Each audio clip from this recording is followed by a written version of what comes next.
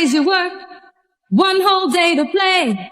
Come on, everybody, wear your roller skates today. It's Saturday, Saturday, Saturday, it's Saturday, Saturday, it's Saturday, Saturday, it's Saturday, Saturday with Renee.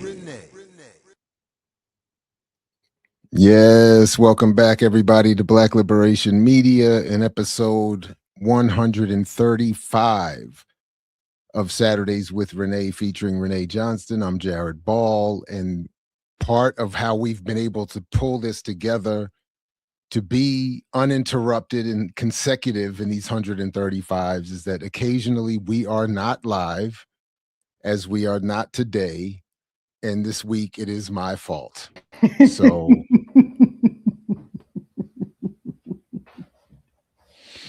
but Renee, what up? How you doing this week? I'm tired, man. Yo, I really am. I'm tired. I don't even. I'm trying to keep up with the 80,000 things, and there's always one more thing. And then even when you do one more thing, there's never one less thing. it's the extra lane fallacy of traffic.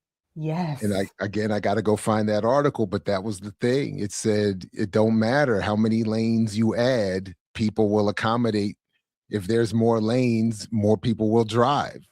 So, of course, the point being we should have more mass transit and public transportation, but you know, it's just that we take on all this work, we create another lane thinking this will now give us the room to do the work we've taken on, and then we just take on more.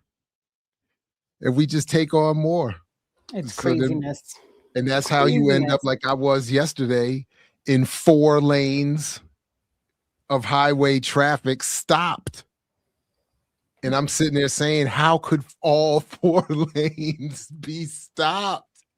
It's madness. And it's because we just add more people just get in the car. It is absolute madness. So yeah. And then doing it, you know, in addition, doing this to myself is that when we often pre-record, especially with the guests we have, you know, today, it's past my bedtime. So not only are we not live on a Saturday morning, we've blown past. I'm looking over there at the bedroom like, son, you're supposed to be over there. Man, but it's not quite your bedtime yet. You got a little more time.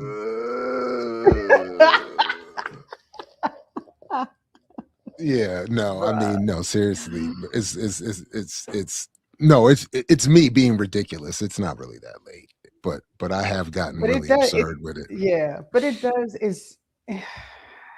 it's capitalism, man. It's capitalism. Because I feel like as I look around and think to myself, all right, these are all the things that I got to try and make sure that I get done before this day ends today. And it's literally capitalism. Right. Literally. Well, speaking of capitalism, one quick thing before we bring up our guest, I just want to quickly invite people to once again get themselves together to support this documentary. Really, it's not even that. I'm sorry, it's a film. This film, Crushing Wheelchairs. I want to just keep inviting people. Please scan the QR code you see there. It'll take you to a link tree, more information about the film, more information about dates and screenings and everything. They've done a really good job. It's a brilliant setup with the link tree. And then you can find, if you're on the East Coast for this run and can make any of these locations, please do. There will be more West Coast and Midwest screenings as well. I've been tasked with helping get Baltimore and DC together. So please, on May 11th and May 12th, if you're in those regions, please come out. Don't let Jared get embarrassed, is what he's saying. Please, that's really what it is. This is Thank you, Renee. See, that's why we work. See, Renee knows Renee knows what it really is.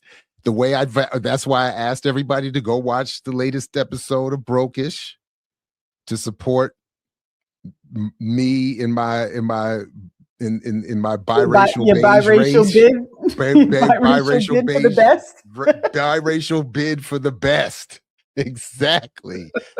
Me against Musa against Kamau. You definitely can't let me lose to Kamau. If it's gonna be anybody, it's got to be Musa. You cannot let me lose to Kamau. So you go click and watch that episode, and then please don't embarrass me in Baltimore and DC. Please don't let them show and they'll be like, Jared, wow, we thought you were gonna, So, and again, just quickly, it is a really good film, absolute demonstration of third cinema, and very well done. So please, please, please come and support the film.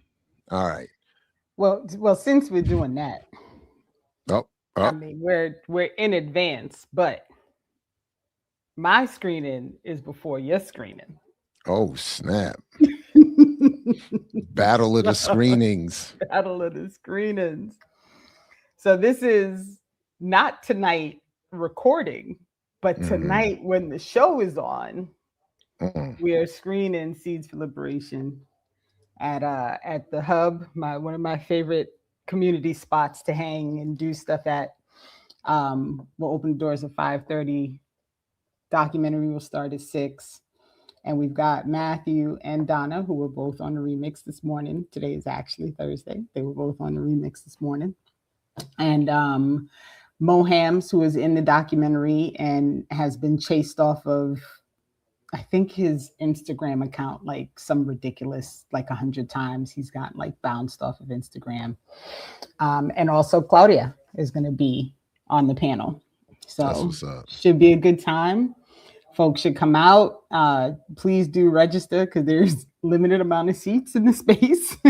So if you're planning to come out and you have not clicked the link yet, please be sure to check it out. And I'll send it to you, Jerry, so you can add it to the show notes for folks. Absolutely. Yes, indeed. Yeah. Absolutely. All right. So I was thinking, since we were both a little low on energy, that we should maybe bring up our human shot of caffeine. Definitely. All right, Alchemy, welcome back to the program. Good to see you again. Peace. Welcome. What's up, everyone? Uhudu, my beautiful African comrades. Wagwan, Sister Renee. Thank you guys for having me. That's a big order to live up to, but Thank you for coming up. I'm really glad we were able to get it to work out for you to come back, because I want to make sure that we get through these lessons, because I am simultaneously scheming to do all kinds of stuff with the dialectics. And so I feel like if we can point people to this, and then point people to Luna and EJ, and then we got some stuff coming up that we're scheming about on email now. And I want this to be like a continued process of engaging dialectics in a way that is real and material and usable for organizers. So I appreciate the energy and the time that you put into preparing for this, because it makes a difference. So thank you for that. I'm grateful to you guys. No, thank you for giving me the opportunity. Yeah, absolutely. So for just in case folks are new to the Saturday and new to this whole thing, if you could do a quick who you are, where you're from, why you're here, and then we'll get into it. Sure. Annyeonghaseyo, everyone. Hi, Sai. I'm Alchemy. I very readily direct you all to my first 2 appearances on this wonderful show, Saturdays with Renee, with Dr. Ball and Renee Johnston. I think I do a much better probably job of explicating my positionality. There. I don't want to center myself too much in this time and space, but essentially, I'm just a normal guy from occupied Bakoje territory, otherwise known as Iowa. I'm an Okinawan or Ryukyuan Korean Japanese student of decolonial Marxism Leninism. So, but like I said, my first appearance, if you're anti-capitalist, if you're for African liberation of African people, you're a comrade of mine. So not a particularly sectarian Marxist Leninist at that. I'm just a big nerd of dialectical materialism, which is the science of the philosophy of matter and consciousness, and specifically of materialist dialectics, which is what our wonderful sister, Comrade Renee, and Dr. Ball have given me the opportunity to have some time and space with you all to nerd out about with you guys. Materialist dialectics being the science of the universal relationships of matter and the science of the universal laws of change. But on top of that, I'll just refer again to my first appearance on here. I just come into this space as a student of our Black liberation radical tradition of thought, of revolutionary theory and practice. You all are much more experienced, praxeologically, advanced, experienced, more well-read, more educated in educating others than me. I humbly come to you all as basically my big brothers, big sisters, big non-binary siblings, and just to be like, hey, look at this shit I found that the Vietnamese taught me. This is some cool ass shit. Let's nerd out about this together. That's all I see myself doing in this space. So humbly, I'm someone that loves materialist dialectics and would love to talk to you all about that. Fantastic. And I will say, and I think I do this to you every time you're on. Oh, I'm sorry. I think something happened to my sound. Give me 1 second. Yep. While I think he was fine. Figure it out. I mean, maybe he couldn't hear us. Is possible. I'm so sorry, Sister Renee. I pulled out my own. I'm like Sister Samantha. It's been a while, and I'm nervous all over again. Please go ahead. Okay. I'm so sorry. Go ahead. I'm nervous. So he does this thing every time when you come on, the humble, please. Like when you've studied something enough that you can explain it to someone else, that's it. That's all we need, right?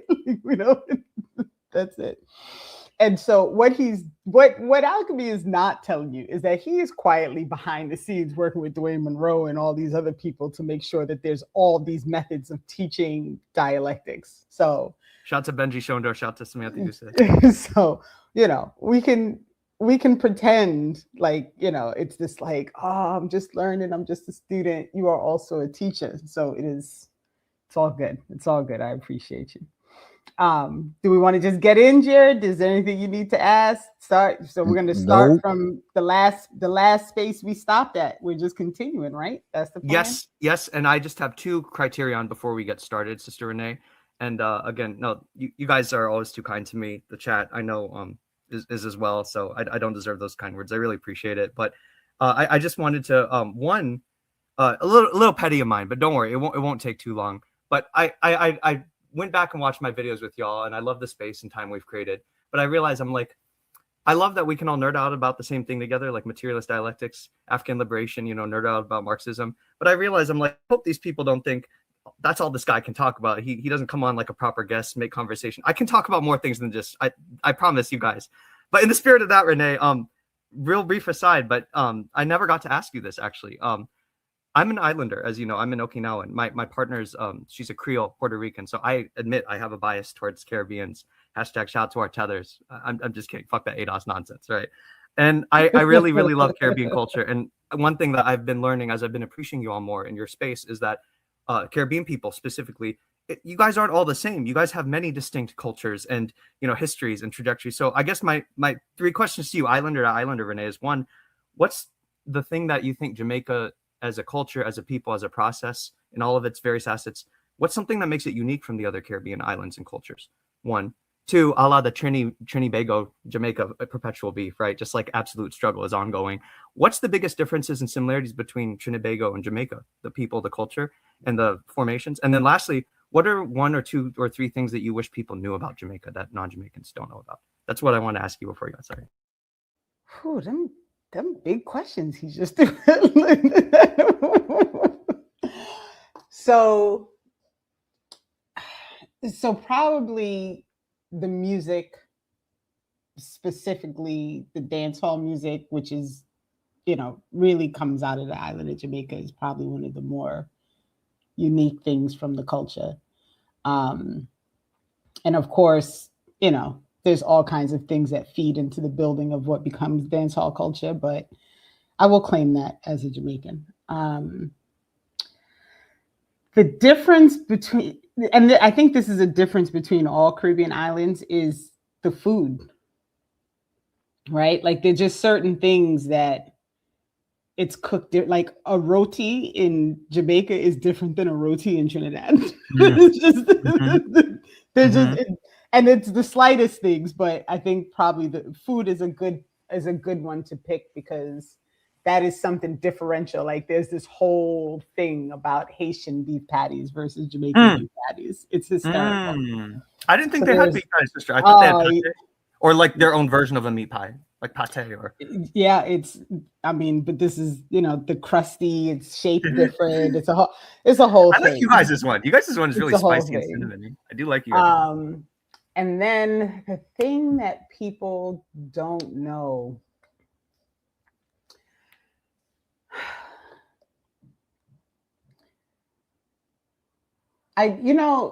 As I've learned more about the Maroon culture, it's probably like the history of the Maroons and the island is probably one of the lesser known things about Jamaica.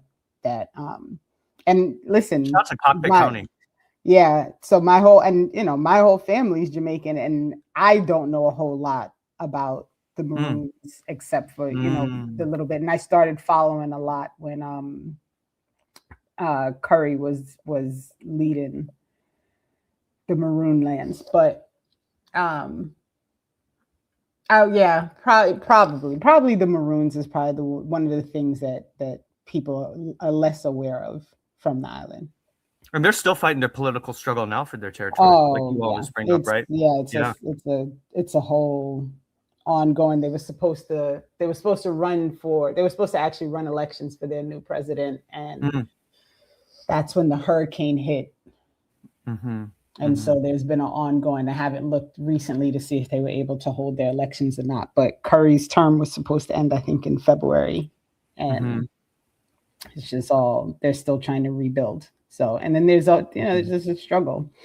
But shout out to Yuri 1-in-1 because he's Yuri Smooter. Shout out to Yuri, yeah. Who, by the way, every time I talk to Yuri, Jared, he's like, "How's Jared? Tell Jared I said hello." He always asks. Oh, Yuri Smooter. I'm jealous of your students, Dr. Jab. Damn it, I'm jealous of your student. Quoting him. No, salute to Yuri, and I appreciate he supports all of us. Yes. Endlessly. So salute. Thanks. So I'm supposed to talk to him again, and he sent me a whole list of questions on Jamaica because that's what he wanted to talk about. So I'll be doing a deep dive soon because I gotta get myself ready for that one. Because I love our Caribbean family. You guys have such a rich and radical and fucking, like Ogun history. I love it. Shout out to our Caribbean. Shout out to Erica Kane. Shout out to our Trinity. Shout out to Dre. All right. Ready to rock? Yes, absolutely. All right. Well, thank you, Sister Renee. That was beautiful. Of course. Thank you. No. Islander to Islander. You fed my little selfish desire. So as we get started, fellow African family, I'll just get right off the bat. We're going to start off with the law of contradiction. But before we do, for atheists and non-atheists, I actually wanted to invite us into a brief moment of maybe grounding. And, I'm not an African descended individual, but I've considered myself a student of you all and a lot of you all's beautiful indigenous practices and technologies. So I just wanted to maybe take the initiative to start off my slideshow with this. I'm going to be grounding this in the Nguzo Saba. Shout out to the actual people and collectives and women that deserve credit for this, not Karenga by any means. And I just wanted to use the modality of kancha, which is the Japanese people, my people's idea of gratitude. And I wanted to center me understanding our space in this place and time with the Nguzo Saba around the modality of gratitude. So briefly, Dr. Ball, Renee, future audience, Ujima is about our collective work. And so I feel like it doesn't even need to go without saying, but Renee has put her heart and soul into this channel, into this media project, as has Dr. Ball. I've worked a lot on this project too with you guys, and I've loved every second of it. And you guys, I know you guys are working really hard as organizers, revolutionaries, as people learning this stuff for the benefit of your people. So I appreciate that. I appreciate our collective work. Umoja is obviously about unity. I think we're all unified despite diverse identities and intersectionalities and locations that we come from. Atheists, theists, spiritual practitioners, Marxist-Leninists, anarchists, people who are indigenous, people who are African, people who are both Asians like me. We're all unified in our liberation and the process of revolution, specifically for African people. That's what unifies us. That's our umoja. Our Ujamaa is our collective economics. And even though it doesn't seem like you guys are putting a penny into my bank or me into yours, I would not want to assume that I'm just helping you all and, you know, making you guys lead better lives as revolutionaries. But I want to let you all know, you guys, just by being here in this space and having the space constructed and maintained by our beautiful collectivity, you guys have helped me tremendously, mentally, spiritually, praxeologically as a student. So I appreciate you all for that. And hopefully I've helped you all a little bit in your journeys too. Hell yeah, you've made me rich.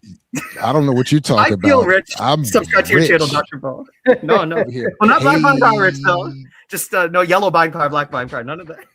And no, thank you, Dr. Ball. Imani, shout out to Sister Mani and all the Manis out there. What we have faith in, it doesn't need for us to have atheism or spiritualism, belief in God or no belief in God or skepticism. What we can have faith materially is the process that things will change, and that what we are born into is negatives. But as Kwame Ture and Kwame Nkrumah have said, we got to collect the positives and overcome the negative. And it's always possible to do that. That's what we can have faith in, a better world where we've constructed and suppressed the negatives that we were brought into, right? Kujichagulia is about self-determination. And I think the ability and the right for African peoples to name each other and to have self-determination over themselves collectively and themselves individually, I think that's also what unites us and what I'm grateful for. And Kumba is about creativity. I didn't teach this material, nor am I ongoing in a manner teaching this material to you all like the way my teachers have taught me, like Luna Oy, like our Chinese Marxist-Leninists. But hopefully I was able to put my own funk on it. And hopefully I was able to do something new with the way I've arranged this material of 200 years of revolutionary tradition we have, right? And lastly, Nia is our purpose. And our purpose is, of course, the liberation of our people and African peoples, particularly, and all peoples in general. So I appreciate you all for being here in my life and in this space, accompanying all those values. So thank you. Right on. Thank you. Cool. So Dr. Ball, I'm going to get started right where we left off. You all, if any of what I'm saying doesn't make sense or it seems a little out of left pocket, I highly encourage you to just go back and watch my last 3 appearances on Saturdays with Renee. In addition to my my appearance with my 2 heroes, Luna and EJ. Shout out to you guys. Shout out to our Vietnamese family. This will give you a lot of scaffolding to a lot of what we're jumping into the middle of on here. So just to briefly, the links will all be in the show description. Absolutely, so absolutely. Yeah. Yes, we'll provide you with the needed resources towards the end as well. I'll let Dr. Ball and Renee know what I kind of prepared as an offering for you guys to act as a study guide for when I'm not here, or for when you guys may want to revisit this content and material outside of just these videos. So essentially, Dr. Ball, Sister Renee, audience, we were going over the 3 laws of universal change. This is one of the main topics of study in materialist dialectics, understood the Vietnamese Marxist-Leninist way. But again, like I say to all our Black nationalists and anarchist comrades, shout out to Comrade Pancho, Comrade Professor McFarland. We love seeing you here. This can be used by anyone. This is not just for Marxist-Leninists. This can be used by anarchists and any revolutionary to change matter by understanding matter. That's all materialist dialectics is, you guys. It is the backbone, philosophically speaking, of scientific socialism and of the Marxist-Leninists, and more in particular, the Marxist-Leninists, Vietnamese and Chinese, and you could say Juche, the North Korean, and Quezon Phan Mihan Tat, the Laotian, and the Cubano tradition as well, and the Venezuelan and the Nicaraguan. But I'm going to be teaching you guys mostly a synthesis of what I've been learning and basing on my studies and teaching of from the Vietnamese Marxist-Leninist curriculum, as well as a little bit of Chinese Mao Zedong Marxist-Leninist thought. No, I'm not a Maoist. Black liberation thought, as well as a little bit of our Soviet Russian thought as well. To quote me from 2 times ago, I'm mixing what I like here. What we're going over in this segment, you all, is the 3 laws of change, or of development, or of movement. And essentially what they do for us as revolutionaries is the law of quantity and quality shows us the architecture of change, or when change happens. The law of the contradiction and unity of opposites essentially shows us where change comes from, or the driving source and force of change, right? It's why does change happen, and where is change located? It's in a thing's internal contradictions. And the third law, the law of negation, notoriously the most difficult to understand in the Marxist traditions, especially in the West, but I'll break it down for you all real simple here. It's going to be about the shape and the path and the tendency of change, and about ultimately what change is, which is a dialectical negation, which is the old being preserved and being carried forth to the new. Shout out to Jared and Renee and attending some of Luna Oy and EJ's little workshops. I know you've been stewing on some of that sauce, Dr. Ball. I've been hearing it in some of your I Mix What I Like streams. We're going to be touching on that briefly. But essentially, you all, we're going to be finishing out, teaching you all the laws of change. For pedagogical as well as temporal reasons, I'm going to be devoting a little bit of time to the law of negation here, you guys.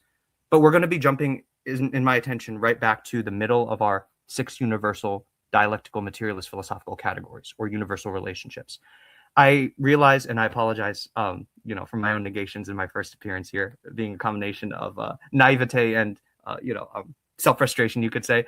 I apologize, I sped through the last 3, but I humbly believe, revolutionary to revolutionary, you, comrades, are very versed in Marxism and in dialectical materialism already. I will return to these laws of change with you all after rounding these out. We're not going to only go back to these once. It'll be like a spiral. We'll keep repeating back to the old in new ways. But I really want you guys to be able to have a resource and a continued active set of tools to be able to utilize and learn about the 6 universal relationships, or the 6 materialist dialectical philosophical category pairs. I consider them extremely important, especially in these times that we're living in. So right off the bat, Dr. Ball, we left off at the law of contradiction of unity of opposites. This law, comrades, basically says that everything in the universe, anything, process, or system that exists in human thought, nature, or society is defined by their internal contradictions. What a contradiction is, you all, again, the dialectical definition of a contradiction is a temporary unity of opposing forces, not someone being paradoxically hypocritical, self-inconsistent with oneself.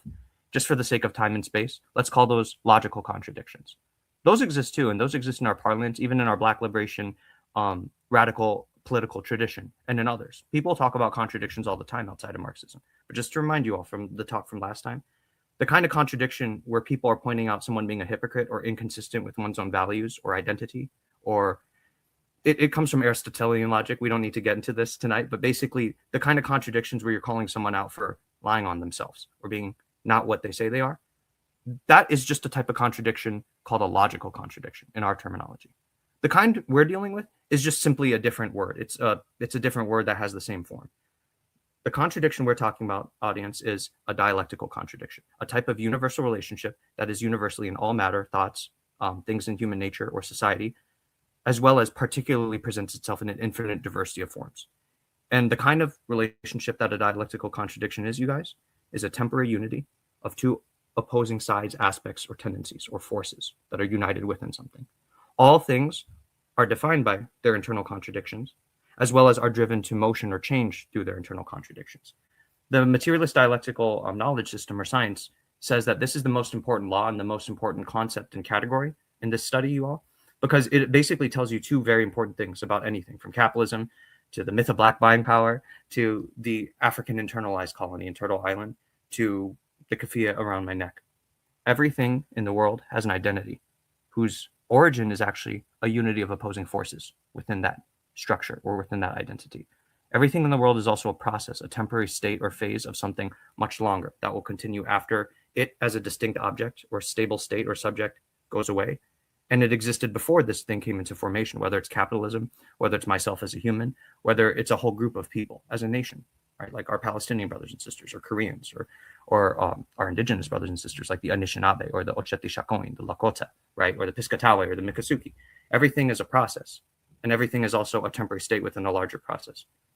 The contradiction is the uniting factor between those 2 concepts. The contradiction is the universal relationship that all of us share in common, all of us present in our own particular ways, of course, and is also the thing that causes all matter, all material processes, even thoughts, to continuously develop and be in motion and be in change, right? So the law of contradiction of unity of opposites, I'm not going to explicate the vast majority of its anatomy to you all, but I do apologize. I didn't get to 2 aspects last time that I intended to before we round out this law. And then we'll get to a truncated version of the negation of negation. And again, Jared and Sister Renee will get to back to the universal categories, right? Starting with a content and form. But what I failed to revisit with you all, and I apologize, is these 2 things. We're going to talk a little bit more about antagonistic and non-antagonistic contradictions. I realized that was one of the few types that I had left out, Sister Renee, in our last talk. I apologize. And then I'll give you one example that is a favorite of mine when it comes to teaching folks about the positionality of contradictions in the system, and essentially the label and the category of primary and secondary when it comes to dialectical materialism. So essentially, there are many different kinds of contradictions. The Vietnamese say they're objective, universal, particular, and plentiful. That means they're everywhere. They're infinitely diverse. There are literally an infinite amount of contradictions at every level of matter, from the subatomic to the cellular to the chemical to the metabolic to the social and the semiotic and the psychic and the physical. But all contradictions can be classed into a finite amount of categories. The types of contradictions the Vietnamese Marxist-Leninist comrades say that we're going to most likely to encounter in our praxis in our everyday life, you all, is internal and external contradictions, fundamental and non-fundamental contradictions, primary and secondary contradictions, and antagonistic and non-antagonistic contradictions. I already went over this with you all last time. The one I didn't was antagonistic and non-antagonistic contradictions. Again, my apologies, but here's what this means. So antagonistic and non-antagonistic contradictions, you'll hear this mostly spoken about in terms of the political level of matter, the social level of matter. Indeed, this kind of contradiction, you have to understand, it really is a special type that only really exists on the level of matter where human beings and human subjects and collectivities made out of human subjects are involved. And here's why. A kind of contradiction in which one side is opposing the other, and the two sides' interests are mutually opposed and mutually conflicting and mutually unable to be fulfilled without the other side's interests getting overturned or abolished or negated. That is what we mean when we socialists and we social scientists and revolutionary scientists say antagonistic contradiction. It's a unity of opposing forces, generally of people or groups or classes of people, in which their needs are mutually antagonistic and mutually unresolvable, except in the instance and the way of resolution of one side overtaking the other.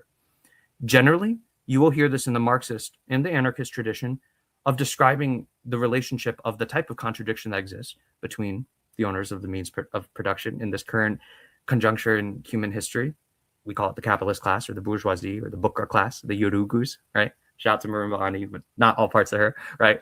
And the working class, the dispossessed proletariat, the peasantry of the world, specifically the global south. Shout out to Ali Kadri and the accumulation of waste. Shout out to not our first world workers who've taken the side of the capitalists by using imperial rents to give themselves false consciousness to take their side against the third world proletariat, right? But when we talk about the contradiction between the global North Atlantic white supremacist imperial settler colonial ruling class, the ones who own the means of production at this current conjuncture in history, you all, and the rest of us, the dispossessed and those who don't own the means of production that currently wage a class struggle, overt or subvert, depending on what phase of the struggle we're in, against that ruling class who's dispossessed us of common ownership of the means of production. We struggle against them to eventually abolish their rule over the privatized means of production being owned and making this so this is commonly held by all, right? That's what basically the theory of communism is in a nutshell. Can I ask you to, so I actually followed this time. I'm really proud of myself. I'm sorry if that was rambling. It's been a while since I've said that. No. I'm really proud of myself because I think I followed you. But for those who may be, because you're speaking in broad terms, right? So could you maybe give like an actual real life material example of what this looks like for a person sitting in their room right now? Like, okay, everything he just said, I need like a real clear picture of what he means. Sure. I'm sorry for the rambling, you all, but my point is that was kind of the classic one you hear in Marxism. Let's zoom into a particular everyday person's life, like Jared or me or Renee, right? Or someone like us. When I say an antagonistic contradiction is the kind where it can only be resolved by one side winning and beating the other, this is in contradistinction to a non-antagonistic contradiction. The Chinese and the Vietnamese and our indigenous and really our African indigenous thinkers too are really good at understanding things as these kinds of contradictions. Not all of them are one or the other, but I'm just giving you guys these two broad categories. And I'll answer your question, Sister Renee. Now, a non-antagonistic contradiction is a contradiction usually between people or groups of people whose needs are not mutually exclusive, and they can be solved usually through reconfiguring or reworking the relationship that's causing them to have an opposition in the first place. I'll give you a great example. When you get home from work and your kid wants pizza and you say, no, I have to feed you something healthy that's got fibers and the good kinds of carbohydrates and lipids and all that. You can eat pizza once in a while, but if I give you pizza tonight, then you're going to start thinking it's normal. And, I'm going to have more problems on my hands than just not giving you what you want. But now I'm denying something that you've gotten accustomed to eating. all you guys who worked around kids, you know how this is, right? But I think, Renee, a great interplay of these two categories would be here. I think some parents see a kid wanting something, right? And then you not being able to give it to them right away. Like maybe, hey, guess what? I like pizza too, kid. We can eat it sometimes, but I can't give it to you tonight.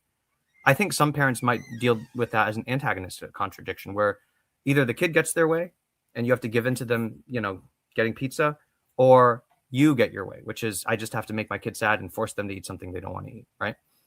I think maybe a non-antagonistic way of seeing that contradiction, and indeed a lot of these types of interactions with kids or with our family or with comrades are, Renee, sometimes you'll see in life, you'll have those moments of clarity where you provide this kind of solution, or you've known people who are really wise, who can handle things like this, right? Conflict resolve. Maybe you can jump in and say, you know what, kid, I realize that you just want pizza maybe because you feel like I haven't been giving you what you want lately, and maybe pizza could be one of those things. And what I want is I just want you to be healthy. I don't want you to just never get what you want or never get pizza, right? You can't articulate all this in the time and space and energy you have with your kids. I get this. But sometimes when we have those moments of clarity of saying, hey, maybe I can give my kid what he wants in a kind of way, and I can still get what I want in a kind of way. Let me give my kid a piece of pizza, and let me not let him eat any more than that, as well as serve him what I was going to serve him, like the fruits and veggies and the fibers, alongside that little apportioned amount of fulfilling his ask. That would be kind of a non-antagonistic contradiction, Renee, or a way of handling that contradiction in a non-antagonistic way. It's a contradiction where two things might be different or opposed to each other, right? Your kid might want pizza and you might want him to eat healthy. And a non-antagonistic way of seeing that and then resolving it and handling it might be, maybe we both get what we want in a kind of way. You know, I don't have to let it spill over into a bad quality by being too permissive, getting the quantity range past the threshold of how many times I've been permissive to you, to the point where it tells you that you can get anything you want out of your mom. But I don't have to just give up what I want and understand that I'm kind of failing you as a parent by giving you sweets and pizza all your life instead of veggies and, you know, fruits. That's just my example when I was growing up. Basically, comrade sister, a lot of times in life, a lot of people, especially in the capitalist, Western, kind of liberal, individualist oriented world, I know you and Jared in your own ways bellyache and talk about that all the time, right? We all know our examples of the individual white, Western, metaphysical, European man way of thinking, right? And how it permeates all of us, right? Even us leftists, especially us leftists. I think you see this a lot, Renee, when people handle problems between comrades or differences between workers, or you just trying to talk to your family or your fellow colonized people about, you know, certain problems of life, like our politics or how the Democrats aren't an answer, or what the real reason is that we don't have sustainable food apparatuses and infrastructure, right, in our cities and our neighborhoods. A lot of times, the wrong way and the liberal, metaphysical, individualist way of handling differences is treating them as though they're antagonistic, as though it has to be either me winning over you in an argument or you winning over me. This, Dr. Ball, goes back to metaphysical European Aristotelian logic. We don't have time to get into this, but basically it's our hangups from the West. The Chinese, the Vietnamese, and I've seen a lot, again, of our West African indigenous and Turtle Island indigenous philosophies have a commonality in this way that they see differences. A lot of Global South people, you guys, are indigenous philosophies, indeed dialectical materialism as well, says a lot of differences between people or groups of people are not antagonistic. They're differences, maybe they're oppositions in some way, but they don't have to be solved in a I win or you win kind of way. That's basically what antagonistic and non-antagonistic contradictions are, you guys. That's how it's very concrete a lot of times, especially when we're doing political education or we're interacting with the masses or our comrades. A non-antagonistic contradiction is oftentimes what generally is the case that exists between nations or people or sisters or brothers or non-binary siblings or comrades, or me talking to a normal everyday working class person about capitalism or about why he or she or they are oppressed, right? Antagonistic contradictions also exist, right? But they tend to be the kind of contradictions that can only be solved by one party winning or the other, which again, Renee, sorry to be abstract earlier, but the classic example in Marxism is the contradiction between the capitalist class and the worker or the peasant class, the ones that are dispossessed of the means of production. There's only going to be one way this configuration gets resolved, which is we don't have to kill them, right? Of course, not make them alive anymore. Sorry, YouTube, but we have to expropriate them of their ownership of the means of production. We have to take control of the societal civilizational machinery from a private, selfish Booker European owner class. It can only happen where they kill us and they continue exploiting us till we die, or the Earth's limited quantities of resources are exhausted, or we do scientific revolution, which is where we basically expropriate the expropriators, we negate the negators. Renee, that's an antagonistic contradiction. There's no way you can win with capitalism by reforming. Huey, Black Panthers, George Jackson have talked about this ad nauseum, right? I don't need to teach you guys that. But a lot of things in our life, or people that aren't a capitalist or the capitalist class, even if they're like serving our enemy by saying wrong things about vaccines, about women, right? Or about, where African people came from, what have you, right? We don't necessarily have to treat solving that as an antagonistic contradiction. That's what a lot of the best conflict resolvers or dialecticians or revolutionaries that you guys see in your everyday lives. Look at Ajamu Braka or Daruba bin Wahad or a lot of the people we look up to. That's kind of what they're exemplifying when they treat difference as a non-antagonism, not as an antagonism. Does that make sense, you all? I'm sorry if I was not clear. No, I wish the audience not, were here too, So, no, and I think I was more, and I think the issue is I was looking for you to give a solid example for something that does not have a solid example. So this is what always happens with me as I'm trying to. I wouldn't give me that much credit. There are. I just couldn't think of one other than general. I'm sure there are. So would it be like if we talk about salary, right? Like salaries. So you work in a place where the boss wants to make his millions, right? And the workers want to eat, right? And both of those things could exist, right? Like if the product is good and you're fair to your workers, your product would still sell and perhaps you'd still make your millions. So does that then not count as an antagonistic contradiction? I really like what you went to, Renee. You'll see materialist dialectics applies to everything, and it can be a bad and a good thing. So it literally can sometimes depend on your viewpoint and your level of abstraction. So I see where you're going. I could also see someone in the comment or some like troll Marxist being like, no, she's actually wrong because it's in it. I hold all those things. And I'll say this to you. I like what you said. I didn't go to the boss thing because then someone could be like, yeah, but Alchemy, I have a friend who works in China, and that's not how mediations between the manager class and the worker class get resolved. These are all true, Renee. Like sometimes some places in the world that don't have the capitalist means of mode of production like China, that relationship, it doesn't look like ours does. Yeah, but let's talk about USA. Let's talk about being a Jamaican woman, being a Korean, being a beautiful Slavic mixed Jewish, not ADOS, because Dr. Ball would count as ADOS according to them. I'm just kidding. In America, right, Renee? In America, right. Let's just cut the bullshit. I'll give you theory terms and then I'll explain what I mean.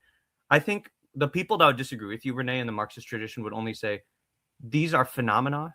We'll get into this pair, but you may recall phenomena manifest in essence, and essence is just a thing's internal nature, right? That's its internal contradictions, right?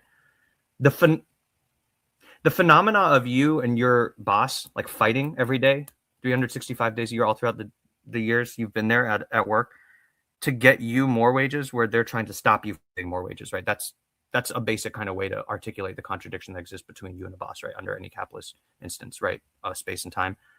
Renee, the person who would disagree with you could say that is a phenomenon of the essence of the relationship or the contradiction between worker as a class and capitalist as a class. So it is woo-woo, but not in a non-materialist way, in a more mediated, zoomed out, indirect way. You and your boss struggling over how much you get to take home does represent an antagonistic contradiction that it's basically a manifestation of, it's a phenomenon of the essence of you as a worker want to get as much home, take back home as possible, and they as the boss want you to take home as little as possible from your work. We've all heard this. We don't need to be a Marxist to have heard this, right? I think from that point of view, Renee, you could say, even if you individually, Renee, and your boss can somehow work out a way where maybe like you can beat the inflation this year and you can get your boss to give you a little more than they were going to give you for the raise this year and the wage, that lets you be a little more ahead of, not just being fucking like not making any money at all with, inflation and all that, right? You could see that not as a non-antagonistic contradiction or a non-antagonistic way of handling it, Renee, but, in this way, you could see it as it is an antagonistic contradiction. It can't be solved unless we do socialist revolution. But since that may not happen in your lifetime or your lifetime at this job, this is a way that the capitalist does of stabilizing a quality they want and not letting quantity spill over into a different quality, like you getting too much back from the company that they don't think you should deserve. You deserve all of it. Obviously, we know this. But from a non-moral perspective, Renee, someone could say, no, Renee, these are phenomenon that you do win sometimes when you argue with your boss. Sometimes you are able to push things to the point where you're getting more than they'd like to give. But then this person could say, even in your individual particular instances of you kind of winning individual fights with your boss, the war of class struggle of the class you represent, the class they represent, even just in your company, it's not getting won, right? This is kind of George Jackson and a lot of Black liberation radical ancestors say when they say reforms are fascist or reforms are continuing a death-affirming system, so reforms are really bad. They're stabilizing an antagonistic contradiction by letting you win sometimes. But 100% of the workers in your position in that company won't get to do what you did or bargain in the same way you were. Now let's get rid of that zoomed out view. Let's just zoom in exactly to the kind of view you are looking at. Yes, Renee, in the kind of particular relationship of a particular person and their particular boss at a particular kind of job, we've all worked one of those, right? Sometimes you can kind of get shit working out for you that seems to buck the normal trends that us as revolutionaries understand capitalism reproduces, right? Sometimes you get lucky. Sometimes you just happen to be in a job through accident, not through necessity, where you have a boss that empathizes with you and lets you negotiate for more than what you're usually able to bargain for, right, Renee? So it does depend on viewpoint. And I'll just affirm and advance what you're saying by saying, I think in an individual job, Renee, when you kind of find a way to like get what you want, like, hey boss, can you pay me more? Boss says, I'd rather not, but I'll do that for you, but can you maybe work one extra day, In that zoomed in perspective, Renee, you could say from a certain viewpoint, that could be seeing resolving a contradiction as non-antagonistic, because it's like, I guess the most antagonistic way to resolve that would be, I'm going to leave if you don't give me this, right? Sometimes we use that as a tactic, right? Or as a bluff, but I'm talking in reality, not in speech, right? Renee, if you're somehow able to stay there and keep working and they don't develop a grudge against you and you get something of what you want, even if you have to give them something of what they want, from a zoomed in perspective, Renee, you could say that was like a non-antagonistic contradiction or a non-antagonistic resolution to one. I didn't really want to just leave or stay. I just wanted to be appreciated more. And I don't mind working an extra day. So that would be one where like both of their needs weren't mutually exclusive, you and the manager, right? Now, people may disagree with you or me. And, there's a way that you can zoom out where it looks like the opposite of what we're saying. And saying that me and my boss bargaining and me getting to stay at the company and me getting something of what I wanted and then my boss getting like one more day out of me and some concession out of me, you could see that as still a manifestation of phenomena of the essence of the antagonistic, non-reconcilable contradiction between the working class and the ruling class and the owner capitalist class. But playing out in an individual, particular, one-time, particular Renee Johnston's life manifestation as that trend doesn't always work out. Sometimes they keep us here and we get to ask for something and get something, And I think the trick of revolution is using reforms, but not becoming a reformist. And that gets into the political, which we can later. But does that make sense for that particular concept, Renee? I'm sorry if I didn't make sense, but yeah. No, I mean, I think so. So this is always the issue, right? Like, it can mean so many things. So then you have and I think this is probably going to be a struggle that anybody who's still trying to understand how dialectics works. I think this is going to be the struggle that everybody has, like trying to literally place it within a material context of your life that you can say, okay, this is the thing that I have witnessed that directly correlates with the definition of this thing so that it's clearly understandable to me and someone else who I'm trying to explain it to. And this is, but I'm not a professor, so maybe that's why I'm trying. Nor am I. And Renee, I'll take a lot of the brunt of this. Right? Like, I think someone could explain it better than me. I'm not. So 2 points. One, we'll continue to return to this, Renee. So we'll move on, but not to abandon this concept. This is a very important concept too. But I think one, I'll take a lot of the blame. I think this can be explained by someone better than me too. I don't want you guys to think I'm making excuses for myself, but handling it in a non-antagonistic way. But I feel your struggle, Sister Renee, and I will just say, I think I have a much better way of concretizing a lot of the further concepts we're going to be describing, negations and primary and secondary contradictions. This particular one, at least maybe for me, is just a little tricky because the straight Marxist way I think about it is the Chinese way, which is most things in life that are differences and opposites, they don't have to mean me win or you win. It can be like we both win. That's kind of the best way to put it in terms of the difference. And I think that's. But some things are antagonistic, and the central one is the capitalist. You already know, but it's like people might be like, well, how do I put that into action, Alchemy? I would just leave it with this, but I want to hear what you have to say. But just one thought that came to mind, Renee, real quick is this is something our Chinese say, not our Vietnamese. So I'll pull from my Chinese kind of tradition. Dialectical materialism is really tricky because it can be relative to everything, but it's not relativism. It's not, oh, these are just concepts that can mean anything, so we can't do anything. It's not that kind of philosophy either, you guys. Here's what it is.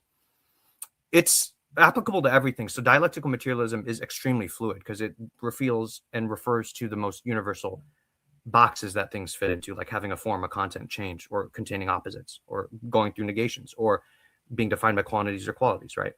But dialectical materialism in the Chinese pedagogy says, even if dialectical materialism applies to everything, Renee, and is fluid, right, Jared? Within a definite context, there are definite truths. So it's not the same thing as, we don't need to get into the philosophy nerds in the audience involved here, but it's not the same thing as relativism where everything's true and everything's false. Or, oh, my truth and your truth, man. It's not that either.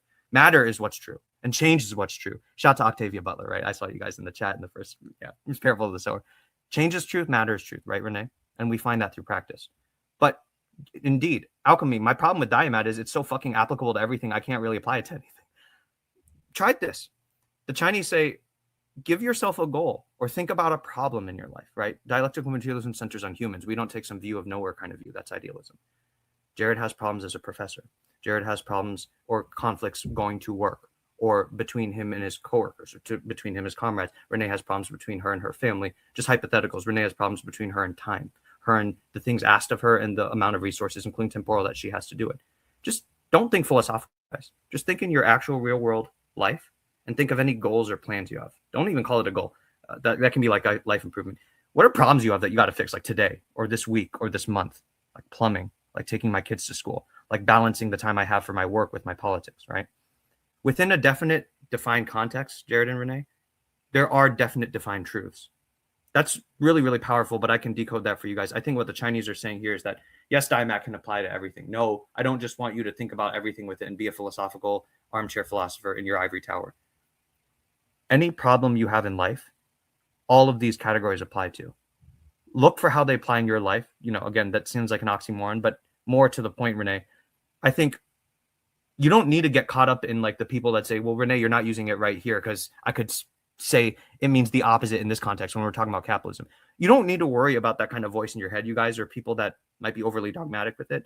Since it can apply to everything, we don't need to argue whether someone's doing it right or not, because from any viewpoint, anything can be something's quality or something's content or a contradiction of something or the same as something or the difference of something. I don't want us to get lost in relativism. Start from the axiological viewpoint of your own life and your own problems. Start with things that need to be solved, right? Like, I need to fix this leak. I need to take my kid from space A to space B. I need to spend X amount of time on this so I can get further along in this project. Think of goals and problems you have, right, to solve.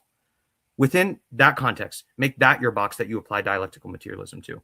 Now, I think a lot of maybe what people get caught up in, Renee, is like, oh, you're doing it in a different way than how politics does it. Yeah, I'm not really, to be honest, like, maybe I'm not you, really worried about, well, I'm honestly, like, I'm not really worried about people being like, oh, you did it wrong, and this is not what that means. That's my own demons, maybe. Like, I'm not worried about that as much. I'm more worried about making sure that when someone says, I need this to make sense to me, that I find that I can have a way to allow it to make sense to me.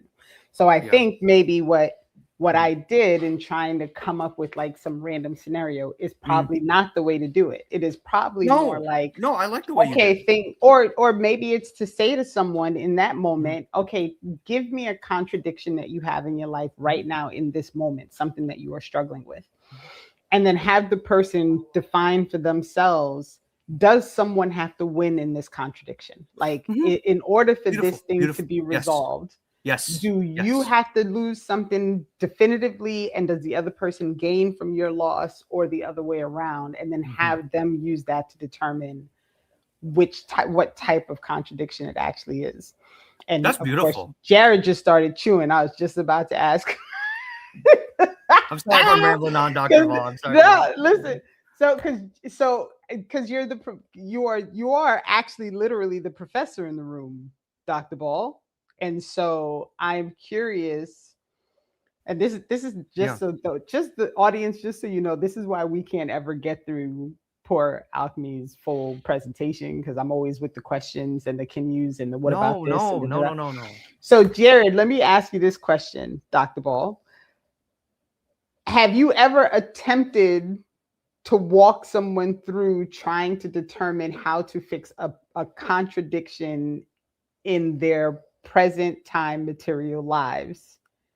And could you see trying to help the person determine whether this is something that is antagonistic or something that they can work through, being a valid means of helping them to determine how to move forward through that contradiction? So yes, but what ends up happening, the very long story short is that for almost a quarter of a century now, I have been trying to find ways to both learn and teach variations of this way of thinking, and to talk about the people and the movements that have been inspired by this way of thinking. That's really more what I've been doing. Yeah. What ends up happening, though, this is what it always ends up coming back to, and this is what I end up doing even in my own head as I'm trying to keep up with these lessons, is that whenever I'm presented with someone else's or my own set of contradictions, we will have a conversation. It even kind of happened in the last couple of weeks. Here's what's happening. This is what's happening to you, or this is what's happening to your relative, or this is what's happening to our campus or to me, or whatever we're talking about. And then I will try to explain the context and the contradictions that put people in various settings of opposition to one another, being in various instances of being in opposition to one another. And trying to be both realistic and say, look, I know that in the moment, if somebody's robbing you, you're not going to want to stop and say, hey, let's have a conversation about the contradictions that have been imposed upon you by capitalism that have led you to make this decision to want to write. Like, I know that's not realistic. But what I do try to say to them, if we have, as we do in these privileged settings of classrooms, have a moment to objectively step back as much as possible, and then to see what forces the ways that capitalism imposes itself and forces people into even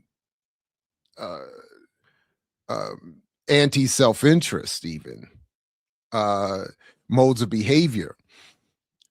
That's all that ends up happening. And then I'll end up saying, so this is why we need to have a society that doesn't leave it to the individual to make all the perfect choices to determine whether or not this society functions properly and people are taken care of. Because if you put people in these kinds of situations with these kinds of hostilities and desperations and levels of inequality and hostility, they're never going to be they're rarely going to, or rarely enough going to make the decisions that are the best for humanity. So let's take that out of our own hands, because and then I'll sometimes even use some sort of example from my own life just to give it, say, I want to be this, I want to be that, I claim to be wanting to be a revolutionary, but there are certain moments where conditions are imposed in such a way that I cannot make the decision I want to make, or I'm not as likely to make the choice that I should make. So anyway, that was longer than I meant, but that's ultimately how I end up doing it, because I'm not able to I wouldn't be able to break down dialectical materialism I'm not able to in my classrooms in ways. Yeah, I just can't convey it I've not been able to develop ways of conveying it better than that. So then I just try to point people in towards spaces like these to get some of these details. But so I don't know if that made sense, but that's ultimately what ends up happening. Can I piggyback off your sure. Hypothesis, Jared? Renee, I love that you asked. Like, I feel like I'm really good at coming up with examples if I latch on to what you guys bring. So I'll ask, please for this to be a group effort, because I don't want people to be like, oh, wow, Alchemy can only talk philosophy. He can't. No, I can't. I promise. It's just I'm bad at this kind of contradiction. No, but Renee, in that example, let's just be super hypothetical, right? Let's just pretend this is something that hypothetically happened to Jared, even though it probably does happen to him. If that person were to be like, no, I don't like what you said, Dr. Ball. I really don't. Like, I disagree with you to the point where like, just hypothetically, like, I'm going to get you fired. Hey, it's administration. And maybe it's that ridiculous at Morgan, right? I dislike what this guy, Dr. Ball, said so much. I'm going to like raise a stink until you fire him, right? And then basically it would come to the point where you're going to either have to stand on what you said, Dr. Ball, or like basically, oh no, you have to get out of here if you don't change your mind, right? That would be like that turning into an antagonistic contradiction, just for the sake of our instructional purposes, right? You guys, you see, Renee, if it got to the point where somehow just crazy, wild possibilities, right? It got to the point where it's like, no, Jared, you either have to like change what you think and say. Usually people aren't even like that. That's why a lot of people handle things antagonistic. It isn't. It's like, whoa, dude, it's just my opinion, right? If Jared doesn't change his mind, like I have to prove that in your soul, Dr. Ball, you change your mind about revolution and about being dialectical. Otherwise, he gets fired, and I can make him fired. That would be like an either one wins or the other wins. You see, Renee, just in a crazy, like stupid example. But if it doesn't go to that point, which usually it doesn't, it's just, okay, Dr. Ball, I don't agree with you. Okay, I don't agree with you either, but just think on what I said. Okay, cool. We're still coworkers. It's a difference between us. We might develop this difference further the next time we talk. I might make more headway with you if I'm Dr. Ball. I might make you move on this if I continue to have a continue long, protracted relationship with you. We might develop this out of you further. But for now, you don't believe what I said about capitalism and about material. Okay, and I do. Okay, I don't have to change, and you don't have to change. We can put that aside and just be around each other and not let that turn into a fight, or you eventually elevating it to my boss and say, fire this guy if he doesn't change his opinions. What commie opinions? Do you see, Renee? In that way, basically up until that point where it's like, no, either this or you're gone, it's not an antagonistic contradiction. A lot of people, especially with toxic masculinity, in a lot of ways we've been imbricated in a white, Western culture. A lot of us handle like things like it's either this or life or death. I guess that's kind of like a everyday person way of me explaining it. Like handling a difference as though it's like a life or death, either or, me or you win, not a we can both win, right? Or we can exist in unity with our difference, right? Not a static difference. Dr. Ball, you want to communize people. You don't want their way of thought to win over you guys, right? Liberalism. But we don't have to treat that like I'm going to stake every single moment of my life in this conversation with you and me converting you or you converting me. It's a very European way of thinking, right? Just to show you guys how those can be fluid too, just in a very plain example. Does that make sense, Renee? What I just said? No, this was great. I actually I appreciate us kind of stopping and backing out a little bit. So wait a minute. Now that I'm going to further slow us down. Please, So would a better example have been in terms of my own response? So for instance, when I'm trying to convey hostilities and differences I have with the president of my university without it coming across to students who have no idea what the hell I'm talking about as me just being unnecessarily angry or hostile. I will say, for instance, when they were asking questions about the recent visit of Angela Davis and the discussion that the president hosted with her, and why was he asking this kind of question, and why was he not doing this, and why was he not doing that? I did at one point, at least in one of my classes, try to approach it by saying, listen, at some point, it doesn't matter, given the position he holds and what that position requires to maintain that position. If he doesn't behave in a certain political pattern, the board will start raising questions, and it may then raise the question of the governor and other investors and funders, and he will get replaced. So even if I were the president of Morgan State, my behavior would have to either adjust to conform to that context, or I would be replaced, or likely never even get there. Is that more? Does that approach more of what you're talking about in terms of describing the dialectics and these contradictions without the hostility? Am I missing the point entirely? No, Dr. Ball, like with everything, you can apply this to anything. So there could be a way a bullshitter could make what you said fit, but that's not what we're doing. In the context of, I'm Jared, I have a telos, I have a politic, like I have a stake in the situation, right? We're not doing a view from nowhere, right, Dr. Ball? Like you aren't the president. You're not the board you're Dr. Ball. Like you're the guy that's against him. And you kind of, well, to be honest with you, like, well, tell me if I'm wrong in articulating your abstraction of your subjectivity here. But you would, like in a very, very binary, like oversimplified way, you're against the forces that want him to stay president in some very general way, right? I'm not saying you're the same thing as the board, nothing like that. But in the very general unity of the forces of, there's the forces that make him stay, and there's the forces that are trying to undermine him staying and make a new president manifest and take his place. You're on that side, right, Dr. Ball? In this situation, right? You're on the changing side. of the balance of relational forces, right? Not the keeping side. So, correct? In this particular situation. Yeah. We literally just read this, page 103 in George Jackson's Blood in My Eye. We Yo, shout to the just went dragon. over this. And I said, we were talking about this in terms of the contradiction of literally we just did this yesterday. The contradiction of where we are in the classroom, privileged, what we are likely to do and not to do. And anyway, in that kind of context, I said, he says, quote, "My pledge is to arms. My enemies are institutions and any men with vested interests in them, even if that interest is only a wage." So I said, so I would, that's the context. So I was trying to say this is not personal with the president. My differences with the president.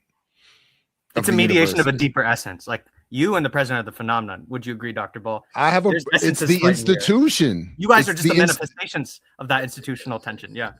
He is. It's the institution, and that I have a problem with, as did George, and because he is a highly waged, enormously waged outgrowth of the emissary. Oh, you were nicer. You were nicer. You gave him agency. Right. I mean, you know. Yeah. No, that is so okay. All right. Yeah. Let me. I'm gonna fall back to my lane so we can proceed. Thank you very much. No, I appreciate. I mean, I hope I had something worthy to contribute. Future audience to Dr. Ball's.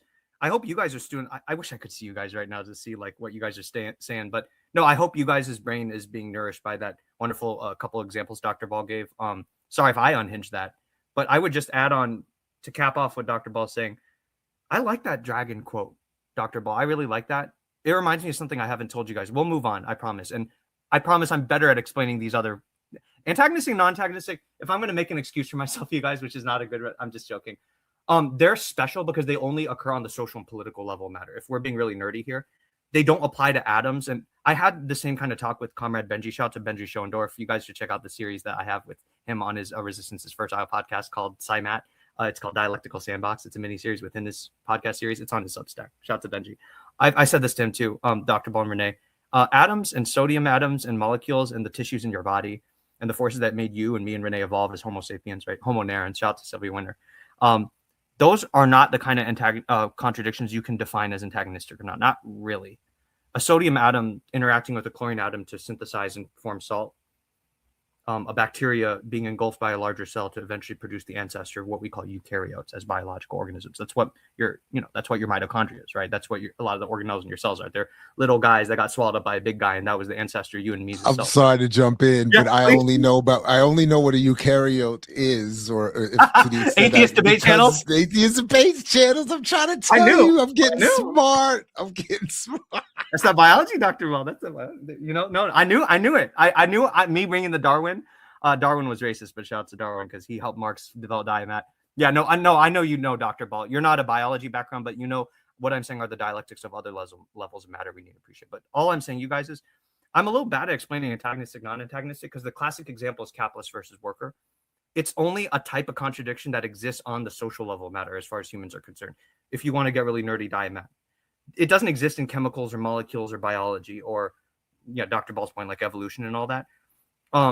Because generally speaking, social problems can either be resolved in a way where one wins over the other or the other wins over the one. And I'm about to use this as a segue to my next part, you guys. There's actually at least 19 different ways to solve contradictions. We don't have time to get into that right now, Dr. Ball, but I know you could probably benefit from that with a lot of the ways I've seen you relate to dialectics. I'm going to share with you guys 4. But when it comes to the question of and the aspect of the, Renee, to your point, this universal category, this concept called contradiction, there's lots of different kinds. There's kinds that happen inside. There's kinds that decide. There's things that run throughout the whole lifetime of thing. There's ones in the social level matter, Renee, where it's I win over you or you win over me. Or no, it doesn't have to be that way. I can just get what I want and you can get what you want. This speaks to more on the social matter, you guys. There's a lot more ways for unities of opposites to be resolved or overcome, or we'll use this term in a little bit, sublated, right? But the main point is that, and I'll cap it with this, Dr. Ball, I love you know I love George Jackson. I love the Dragon. Thank you for sharing that list of his like reading supplies in his cell inside of a cell.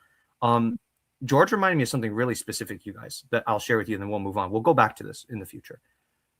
I think in social life, and when it comes to alchemy, what you're talking about with Dr. Ball, that was an antagonistic contradiction. And in this particular setting, it's kind of a, hey, don't get personal with Dr. Ball. Like, he's literally being the mediated arm of the working class movement as it exists in that office, just as the president is being a manifestation of the ruling class movement. And them two button heads is just a manifestation of that deeper essence. You can't blame it personally on Dr. Ball or the president. Sure, that's an antagonism, right? Maybe it's an antagonism that needs to be brought to the surface. That's what a lot of our Black liberation ancestors say when they say we're heightening contradictions, right?